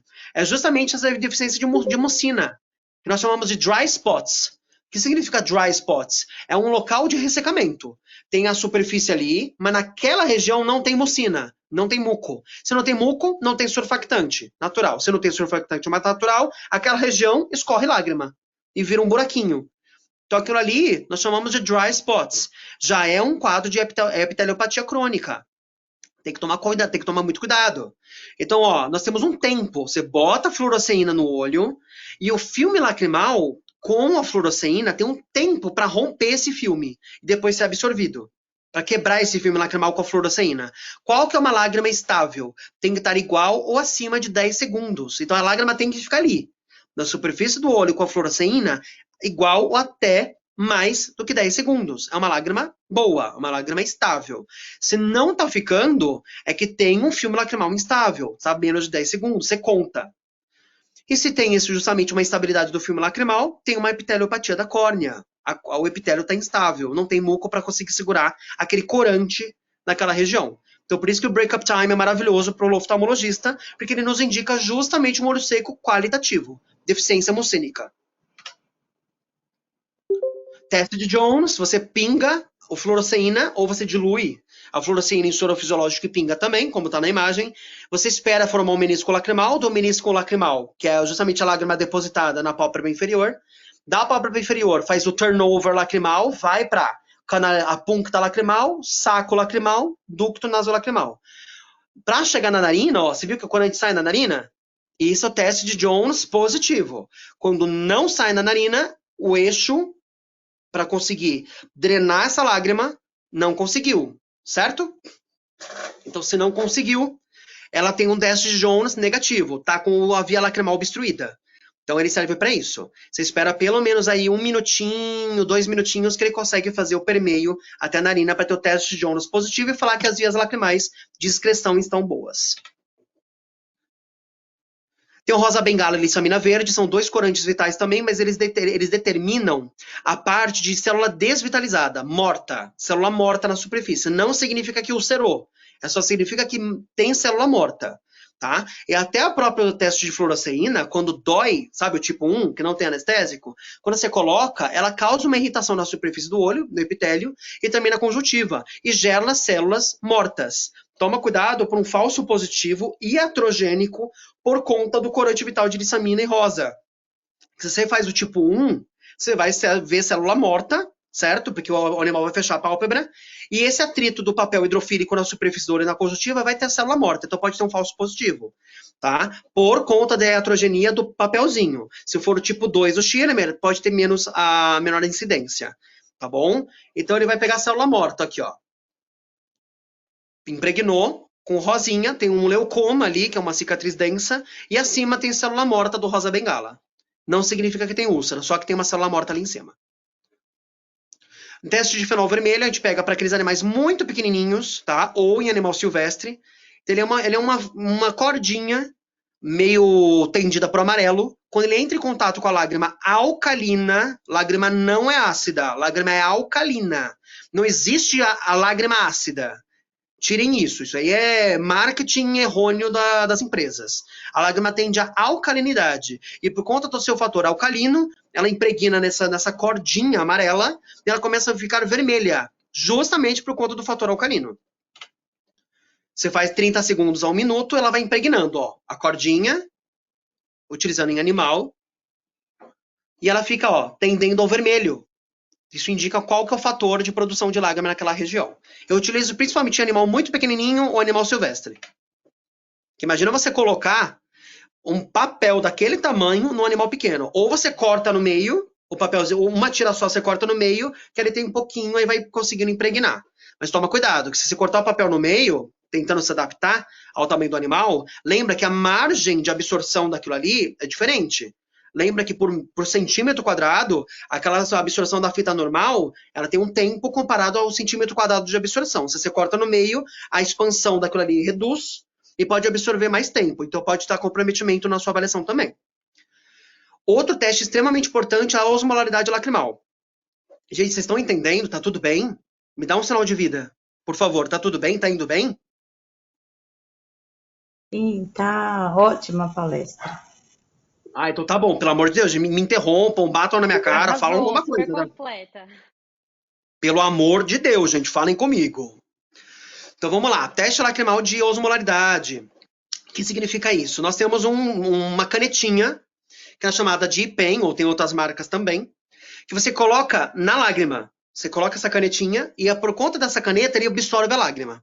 Absorvendo a lágrima, qual que é a função da osmolaridade? Ela vai me dar uma referência de quantos cátions e ânions, ou seja, a produção hidroeletrolítica daquela lágrima. Então você vai saber como está o cálcio, o sódio, o potássio daquela lágrima. E precisa ter um equilíbrio hidroeletrolítico, catiônico e aniônico dessa lágrima para manter uma estabilidade dessa camada. Não adianta você ter, por exemplo, gordura, muco e água e não ter uma composição hidroeletrolítica boa na camada de água, senão ela não vai conseguir se manter. até para fator protetivo.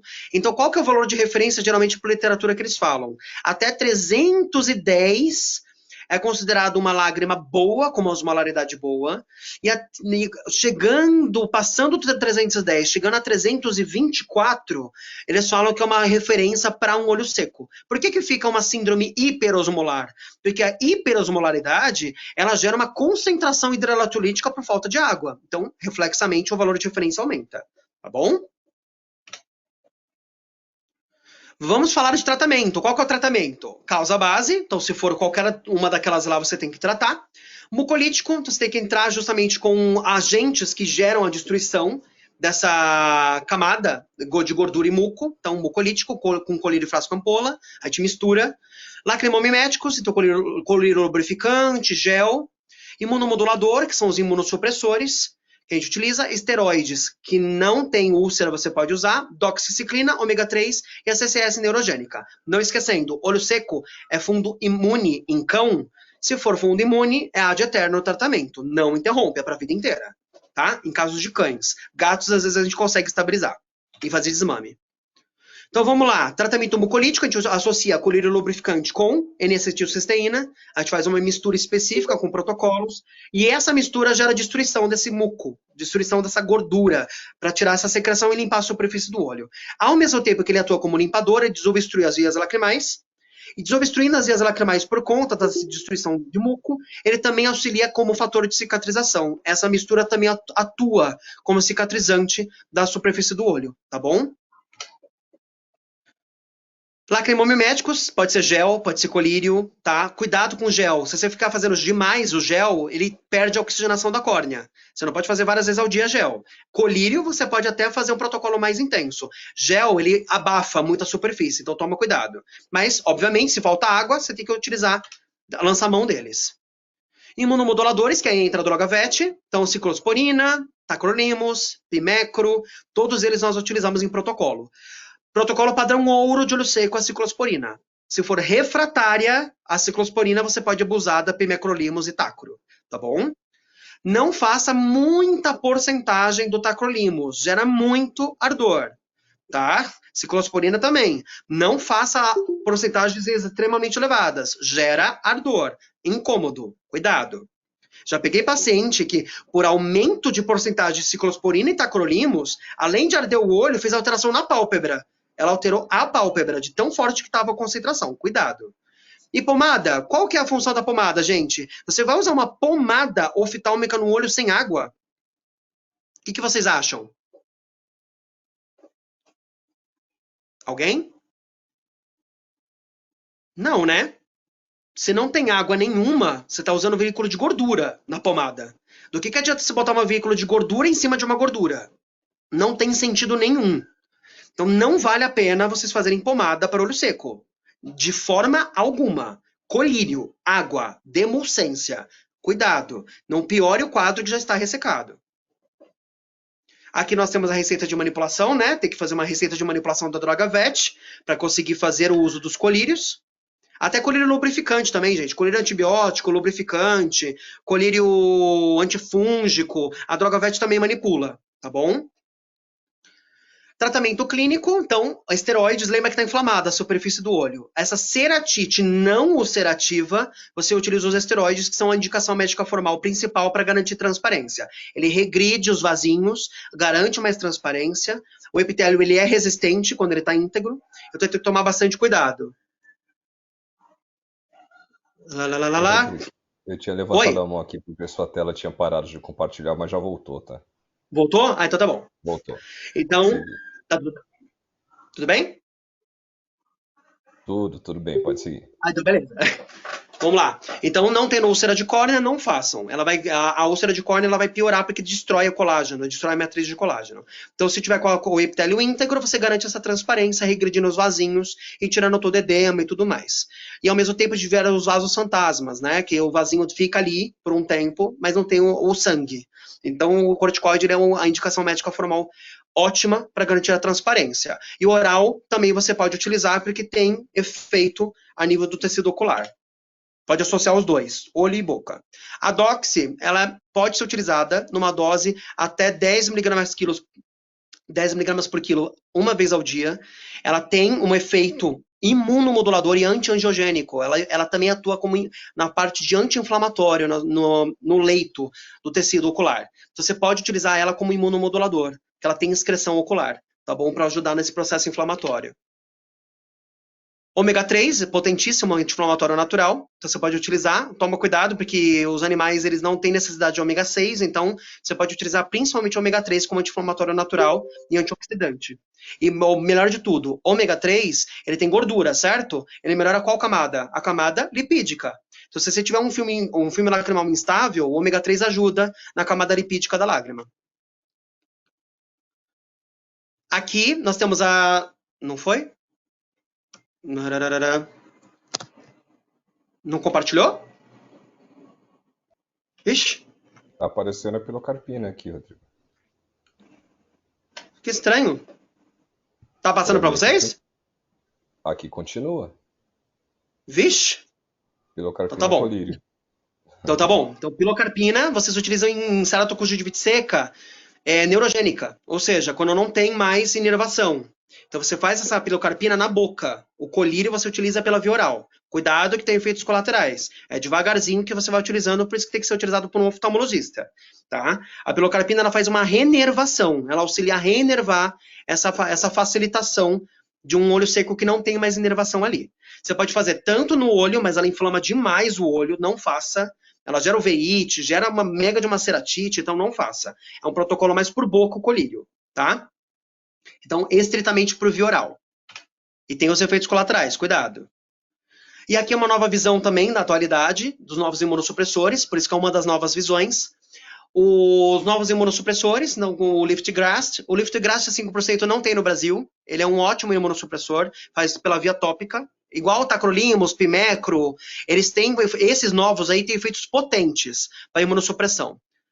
O Masilunab, o que acontece? Ele há uma apresentação no Brasil, ele faz pela via subcutânea. Todos esses três primeiros, eles são bem caros. Então, assim, não entram ainda muito na rotina médica, mas usa muito no ser humano. Tá? Então, o Liftgrast não tem no Brasil. O Masilunab, ele tem a apresentação no Brasil, é pela via subcutânea. Rituximab, ele também deve ter apresentação no Brasil, imunossupressor, mas é pela veia. Então, você aplica na veia ou no olho, e fora do Brasil eles aplicam pela via tópica, tá? E também pela via subcutânea tem protocolo imunossupressor. Diclofosol sódico 3%, colírio é comercializado no Japão, na China e na Coreia. Ele também entra como excelente modulador da produção de água e muco. Não pega gordura, só água e muco. Ele pega um receptor chamado P2Y2. Esse daí ele consegue modular nesse receptor a produção de água e muco. Isso também nesses 3 países.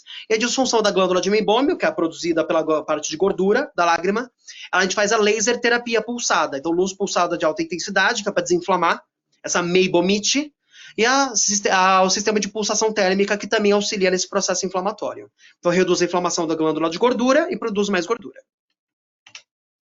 Rodrigo. Oi. Rodrigo, desculpa te interromper. Oi. Só para avisar que o Liftgast a gente tem na Drogavet, tá? Sério? 1% e 5%. Meu Deus, eu não sabia! Tem 1% 5 ml, 1% 10 ml, 5%. Gente, eu tô completamente chocado, eu não sabia disso. Chocado. Vou te enviar. Então você me envia que eu não sabia disso. Olha que vocês estão escondendo ouro de mim. Começamos há muito pouco tempo. Meu Deus, eu não sabia. Então é há pouco tempo, né? Porque até então eu não sabia que tinha no Brasil. Acho que não tem... Olha que maravilha, gente. Nós temos um excelente imunossupressor. Um excelente imunossupressor que agora a Drogavet está começando a fazer. Maravilhoso, maravilhoso. E isso eu não sabia. Que até então não tinha. Isso aí é fora do Brasil mesmo. Sim. Vou compartilhar com vocês. Maravilha, muito obrigado, muito obrigado. O Brasil agradece. Então, qual que é a nossa função, gente? Sair disso, ó, a evolução, ó, de uma opacidade para uma transparência. Ó, opacidade para uma transparência. Tratamento cirúrgico, para eu também conseguir pincelar para vocês. Como que a gente trata olho seco?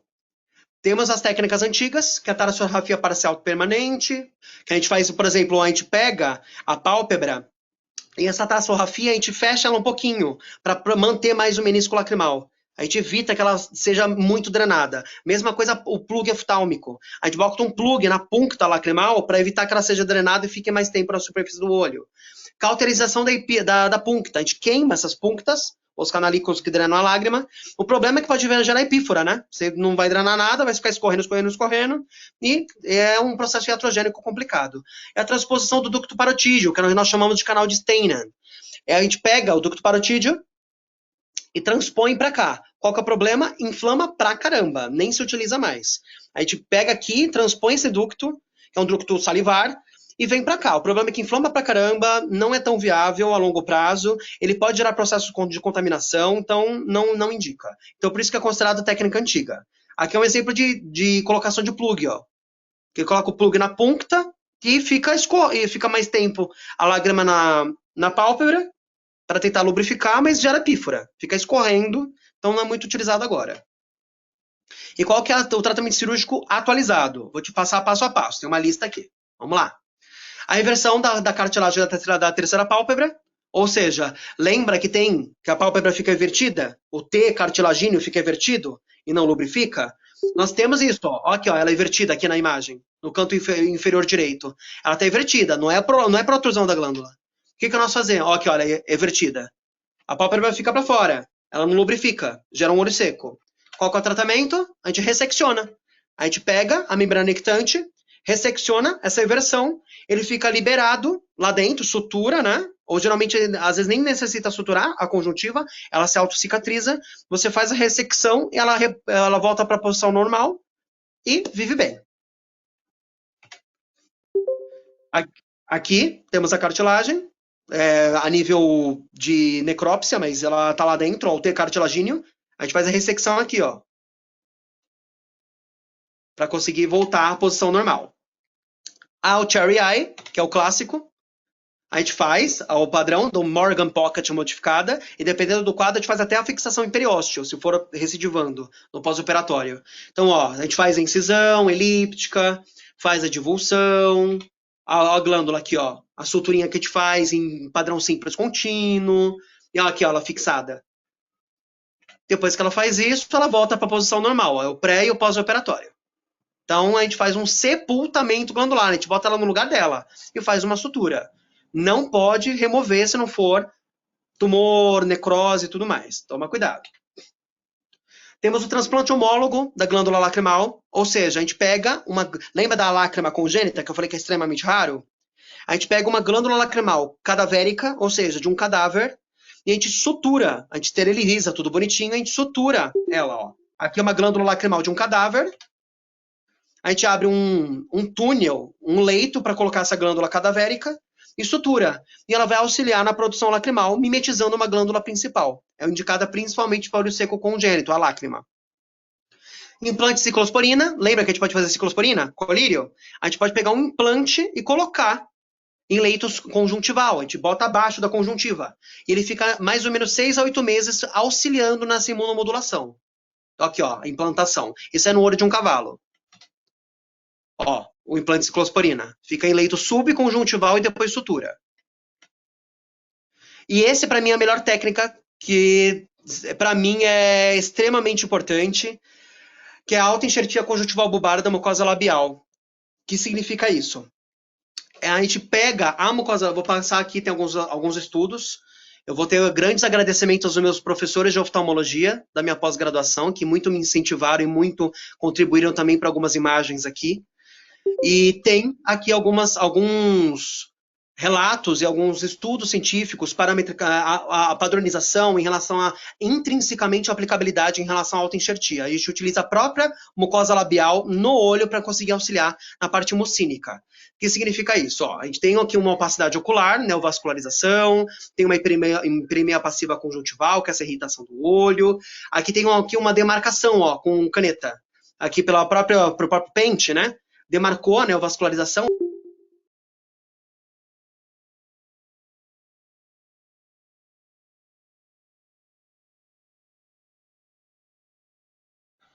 Pessoal, só um instante aqui que o som do Rodrigo parou. Eu vou entender aqui o que ocorreu. Só um instante, por favor.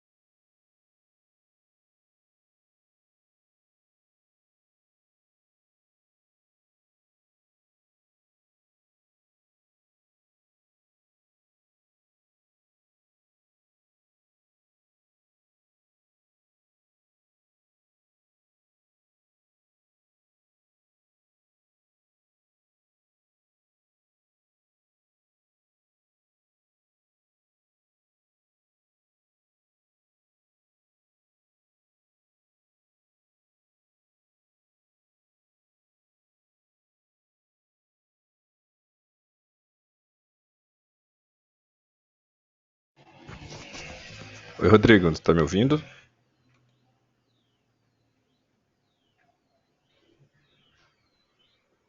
Rodrigo?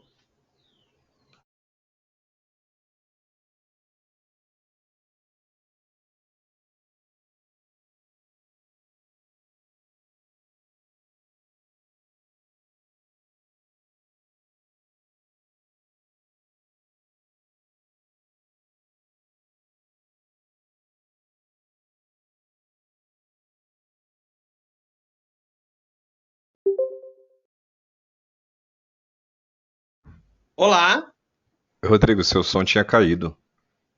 mas caiu que horas? Eu acho que uns 4 ou 5 slides antes.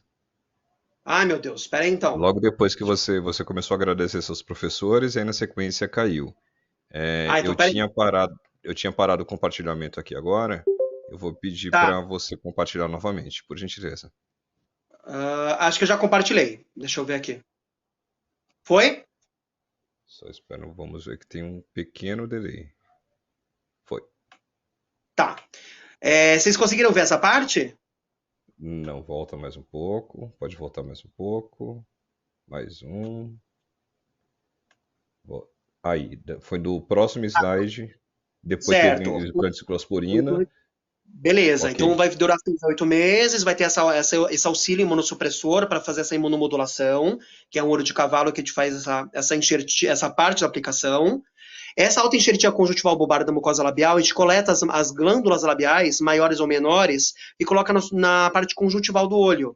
Ela restabelece a parte mucínica, o surfactante natural, melhora a qualidade do filme lacrimal, a parte de muco, e também auxilia na imunomodulação. Então aqui, ó, tem um olho opaco, olho seco, qualitativo. Temos aqui também uma demarcação dos vasos, da vasculatura, e essa vasculatura ela consegue nos mostrar quanto vaso e quanto processo inflamatório tem na irritação, essa ceratite. O shimmer baixo. Estão me vendo? Estão me vendo? Acho que tá só a apresentação, você não tá aparecendo agora.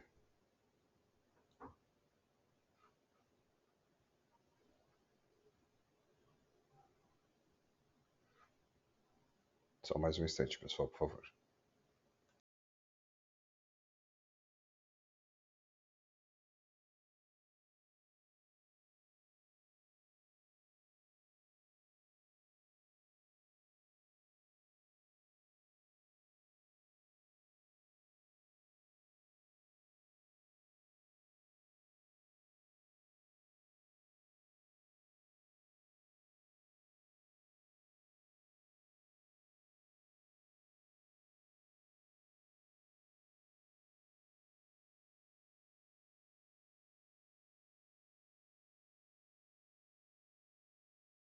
Rodrigo, tá me ouvindo?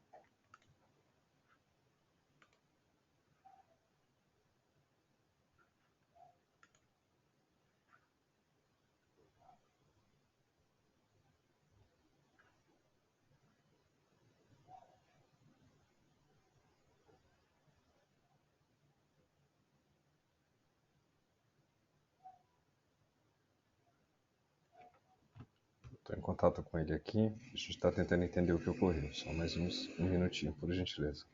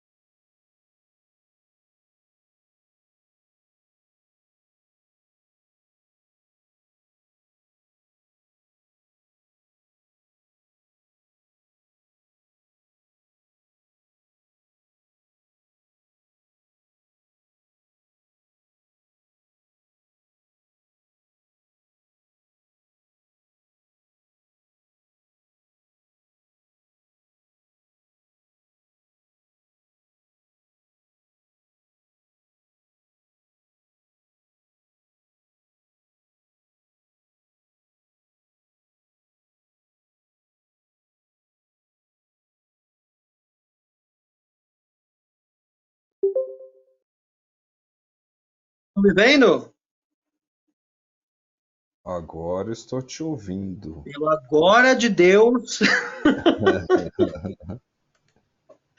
Vamos Está lá, aqui, então, já gente. apareceu, tá certo, pode seguir. Deu um Acontece, treco aqui. tecnologia. Ai, mas é Pode uma seguir. maravilha isso. Vamos lá, então. Então, vamos lá. Estão conseguindo ver, né? Tá. Então, auto-enxertia. Então, aqui nós temos um teste lacrimal baixo, né? Então, shimmer baixo. Temos aqui o sinal clínico que nós conversamos. Então, secreção, opacidade. All dry spots ali embaixo, no canto inferior direito. Então, tem realmente um teste de break-up time bem comprometido. Tem um ressecamento ocular. Uma epiteliopatia de base muito importante. Como que nós fazemos a coleta da mucosa labial? A gente pega a mucosa labial maior ou menor, mas a gente pega essa mucosa, faz a conservação para conseguir atuar, por isso que é uma autoenxertia. A gente utiliza dessa mucosa para colocar no olho para auxiliar na qualidade da lágrima. Então você faz a sua rafia, conforme você tem a sua preferência, utiliza da paquimetria para saber justamente a extensão da glândula que você está pegando para colocar no olho,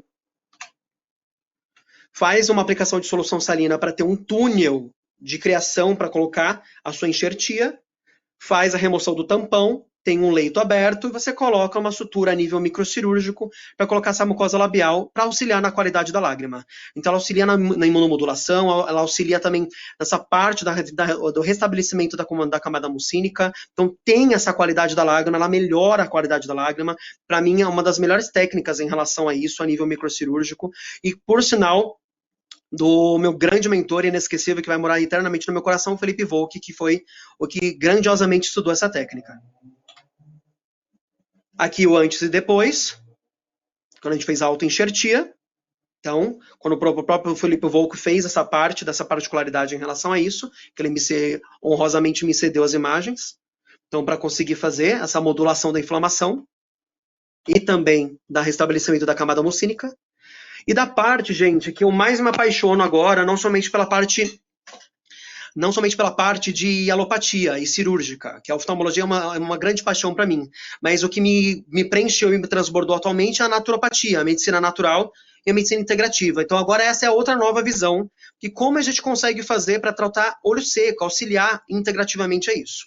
Então nós temos também um exemplo de moxa-bustão na casca de noz, nós utilizamos o calor da erva da artemícia, com essa casca de noz ou também de concha marinha específica, para atrair o Qi, a energia do corpo para o olho, e também Xue, que é justamente o sangue, para mobilizar esse processo inflamatório. Então auxilia na inflamação, auxilia na dor quando a gente faz a moxa-bustão na casca de noz, incluindo também, ele auxilia também nessa produção lacrimal. Como que ele auxilia? Ele melhora a dinamização, trazendo essa celularidade para o olho. Ela atrai esse Qi, essa energia para esse campo visual. Então, por isso que a moxa-bustão na casca de noz é, sim, uma indicação integrativa para olho seco. E também até melhora a parte da viscosidade da secreção. Ela deixa menos viscosa a secreção densa do olho seco, enquanto tiver simultaneamente aplicado a alopatia nesse paciente. O soro sanguíneo autólogo é um sangue que a gente transforma em colírio para conseguir auxiliar nos processos ulcerativos.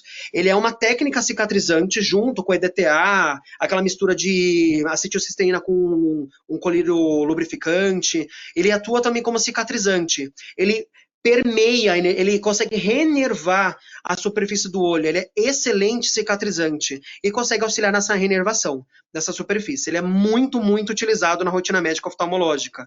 E o colírio ozonizado também pelo princípio de cicatrização. O ozônio no colírio também auxilia nesse processo inflamatório e cicatrizante. Pode fazer também ozônio em gás também, que nós chamamos de técnica em cupping. E ali a gente consegue também modular o processo inflamatório e doloroso com o gás de ozônio também. Ele é extremamente importante também para isso. É uma técnica integrativa também. Uma das minhas grandes paixões também aplicada na rotina médica, a própria cannabis medicinal.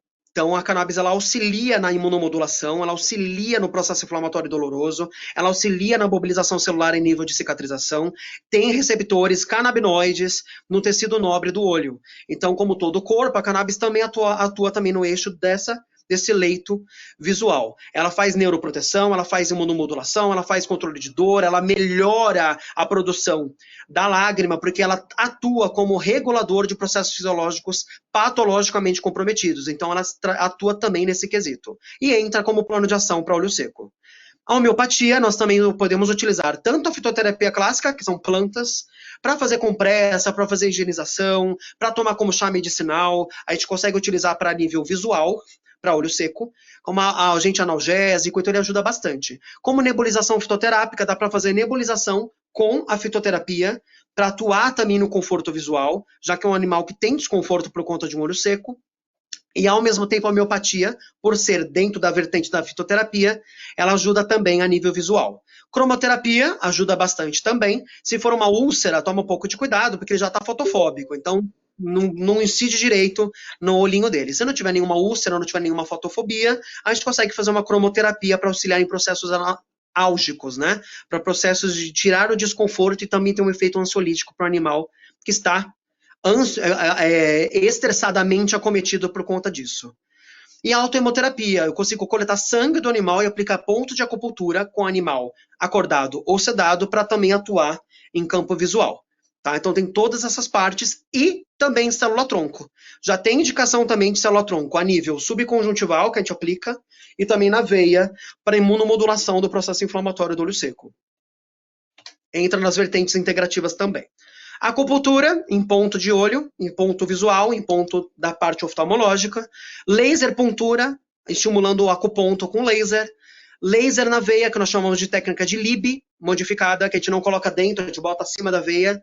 E esse laser atua como melhora da inflamação, da dor, oxigenação de tecidos nobres do corpo, e o olho não se excede a isso. E também, além de tudo isso, ela melhora como efeito antioxidante. Então, a técnica de Libby modificada ela é maravilhosa. Cuidado com laser na veia para paciente trombosado ou paciente que tem um risco de hemorragia, porque ela reduz a hiperviscosidade sanguínea. Então, se você tiver um animal com ifema ou um sangramento vítreo, você vai piorar o quadro com esse laser. Então, tem que tomar muito cuidado com as indicações. Conindu, você pode fazer tanto no olho, com a devida proteção, ou no ouvido, ou no foco da dor, porque ele auxilia.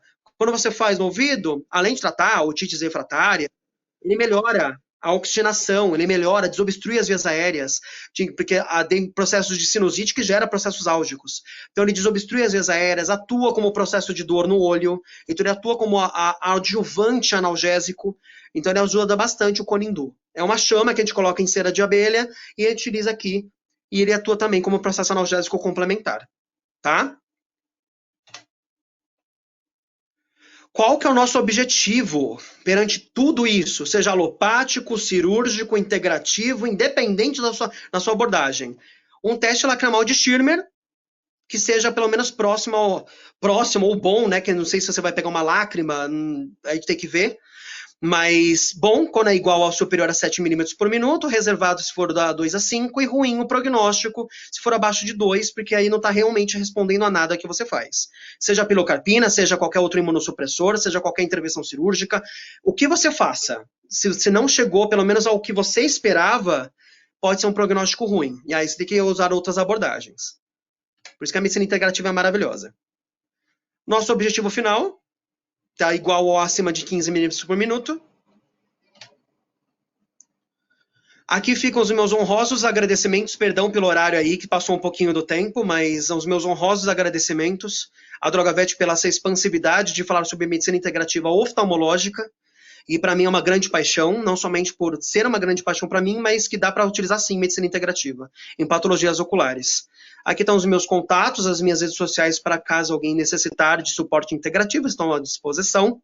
E depois, na semana que vem, vai ter outra palestra de fitoterapia, então fiquem convidados aí a falar sobre plantas, natureza, sobre os processos de cura dos animais, que é uma outra grande paixão para mim. Aqui algumas literaturas recomendadas para vocês, livros que vocês podem comprar e também se aprofundar em relação a toda a dinâmica. Então, qualquer coisa vocês me perguntem que eu passo para vocês depois. E aqui fica o meu agradecimento aos meus professores da pós-graduação, eles foram extremamente importantes para mim, em toda a minha formação como oftalmologista alopata, cirurgião, microcirurgião, e foi um start da minha paixão da medicina integrativa para oftalmologia e também as outras multidepartamentalizações. E o meu agradecimento principal, e se eu ficar falando demais eu choro, porque eu sou canceriano clássico, mas ao Felipe Volk, que ele foi a minha maior inspiração na oftalmologia, e eu vou ficar chorando porque é foda. mas ele foi tudo que possa ter crescido na minha vida em relação à oftalmologia. Esse ser humano, ele é incomparável, ele é um ser humano ímpar que me ensinou além do que eu podia saber. E ele é primoroso, e quem puder um dia conversar 5 minutos com esse homem, vocês vão saber o que eu estou falando. Ele tem uma chavinha virada, ele é uma pessoa primorosa para qualquer ser vivo que esteja do lado dele. Eu tive a oportunidade única de estar com ele como meu professor e o meu mentor em relação à pós-graduação. Então ficam os meus especiais agradecimentos a ele, que também cedeu algumas imagens para mim, e aos meus professores da pós-graduação, aos meus colegas e familiares, a todos que me impulsionaram nessa medicina tão bonita. E eu fico aberto às dúvidas de vocês. Tentei ser o mais rápido possível, mas eu passei do tempo. Desculpa aí também o microchoro, que o cancerano é complicado. Imagina, não precisa se desculpar não, pelo contrário. Quando se faz com amor, a gente entende que existe esse tipo de reação, isso é muito importante, cara. Ah, eu tive que emocionar. Sim. Gostaria de agradecer muito em nome de todos, em nome da DrogaVet, a palestra completa. Muito, muito, muita informação importante, sensacional, cara. Gostei demais, assim como o pessoal que está aqui com certeza gostaram também. Tem alguns agradecimentos aqui da Patrícia, falando que a aula, Muito falando no bem. meio da aula que estava sensacional, como foi sensacional até o final, agradecendo também por transmitir, compartilhar tanto conhecimento. A Tati Kazumi aqui também agradecendo pela palestra. A Laís informando aqui que foi sensacional, muito boa palestra, agradecendo também. Letícia, palestra perfeita como sempre. Rô, mandou um coraçãozinho também. Todo mundo aqui agradecendo. Ana Cláudia agradecendo, Cristiane agradecendo também. Se eu Pessoal, não me fica. engano, eu não sei se eu vivi errado, mas eu acho que tem uma professora minha da pós-graduação aqui dentro. Você lembra o Tem nome que uma eu consigo. Daniela Cremonini. Se for ela, é ela. Isso, Não ela. sei se é ela, mas eu acho que é ela. É ela, sim, com toda Então, pois certeza é bem, ela. ela foi minha Parceira nossa professora na também. pós-graduação. Ficam os meus agradecimentos a ela, Olha que com legal. toda essa particularidade, que eu olhei e falei, ah, acho que é ela. É ela Mas mesmo, está ficam os meus mandando no chat, foi agradecimentos, ela mesmo. muito Bom, carinho. pessoal, fica aberto o chat. Se alguém quiser abrir o microfone para fazer algum comentário, fazer algum agradecimento, fiquem à vontade também, por gentileza. Muito obrigado pelo carinho de vocês, muito obrigado. É a Daniela Cremonini mesmo. É ela Olha, mesmo. uma das minhas mentoras da pós-graduação aqui me vendo, olha que privilégio. É um privilégio ímpar. Muito obrigado pelo carinho de todos, obrigado por toda a expansividade, pelo acolhimento, DrogaVet, por dar essa possibilidade. Acho que nós temos que expandir as nossas cabeças, abrir as nossas cabeças para novas oportunidades. E a oftalmologia está crescendo, sim, como todos os departamentos, e a medicina integrativa está crescendo também. Então a gente tem que abraçar para ter em prol a recuperação do paciente. Então, muito obrigado pelo carinho de todos, por todos os comentários, pelo Alex, que me ajudou em toda a parte dinâmica aqui, pela Laís também, que foi uma anja na minha vida, que também é da DrogaVet. Gratidão, muita gratidão. Imagina. Só para avisar, a gente vai subir depois dessa aula para o nosso canal no YouTube, depois eu vou compartilhar com todos também, a gente tem os e-mails de quem se cadastrou para a aula, então a gente vai subir para o YouTube e eu disparo para todos vocês, para terem esse material lá também, e depois, tiver alguma dúvida, tiver algo, a gente consegue ver por lá também. O pessoal não está mandando dúvida, mas enfim, fica aí o agradecimento por nos trazer uma aula tão completa e por toda essa didática que você tem. Parece, eu que não sou especialista, né, não fiz pós-graduação nessa área, parece que é uma coisa fácil até de fazer. Obviamente não é, mas explica de uma forma tão didática que fica gostoso de assistir, não fica uma E eu aula fiquei até pesada. impressionado do lift grass que você falou para mim. Falei, meu Deus, eu tô chocado. Muito bom mesmo. Bom, então agradeço mais uma vez. Gratidão. Rodrigo, fica à vontade aí para agradecer o pessoal. E a Pessoal, gente muito obrigado finalizar por essa. tudo. Tudo, tudo, tudo, tudo. Obrigado por cada comentário, obrigado por cada acolhimento, obrigado por cada positividade, pela participação, pela troca de experiências, por tudo que vocês participaram. Eu fiquei extremamente emocionado que uma mentora minha da pós-graduação está aqui também. Isso me emociona muito, porque ela muito me contribuiu para minha formação pela especialidade ao longo da vida. Então, muita gratidão. E a todos que estão presentes, que estão aí tentando absorver essas informações da oftalmologia, da beleza da oftalmologia na nossa rotina médica. E cada vez mais que a medicina evolua, cada vez mais que abram a mente, que abram a visão, expandam os seus conhecimentos, para a gente conseguir entender que a gente não se restringe só à alopatia, a gente consegue fazer muito mais. Então, acreditem que a medicina pode ser mais. Não se restringam, não tenham medo, abracem a causa, se unam com outros profissionais, multidepartamentalizem, tenham essa boa vontade de falar, eu quero sair da caixinha. Não fique somente na caixinha. Então, aos meus mais honrosos agradecimentos a todos. Muito, muito, muito obrigado. Um beijo no coração desse canceriano chorão. Muito obrigado, muito obrigado.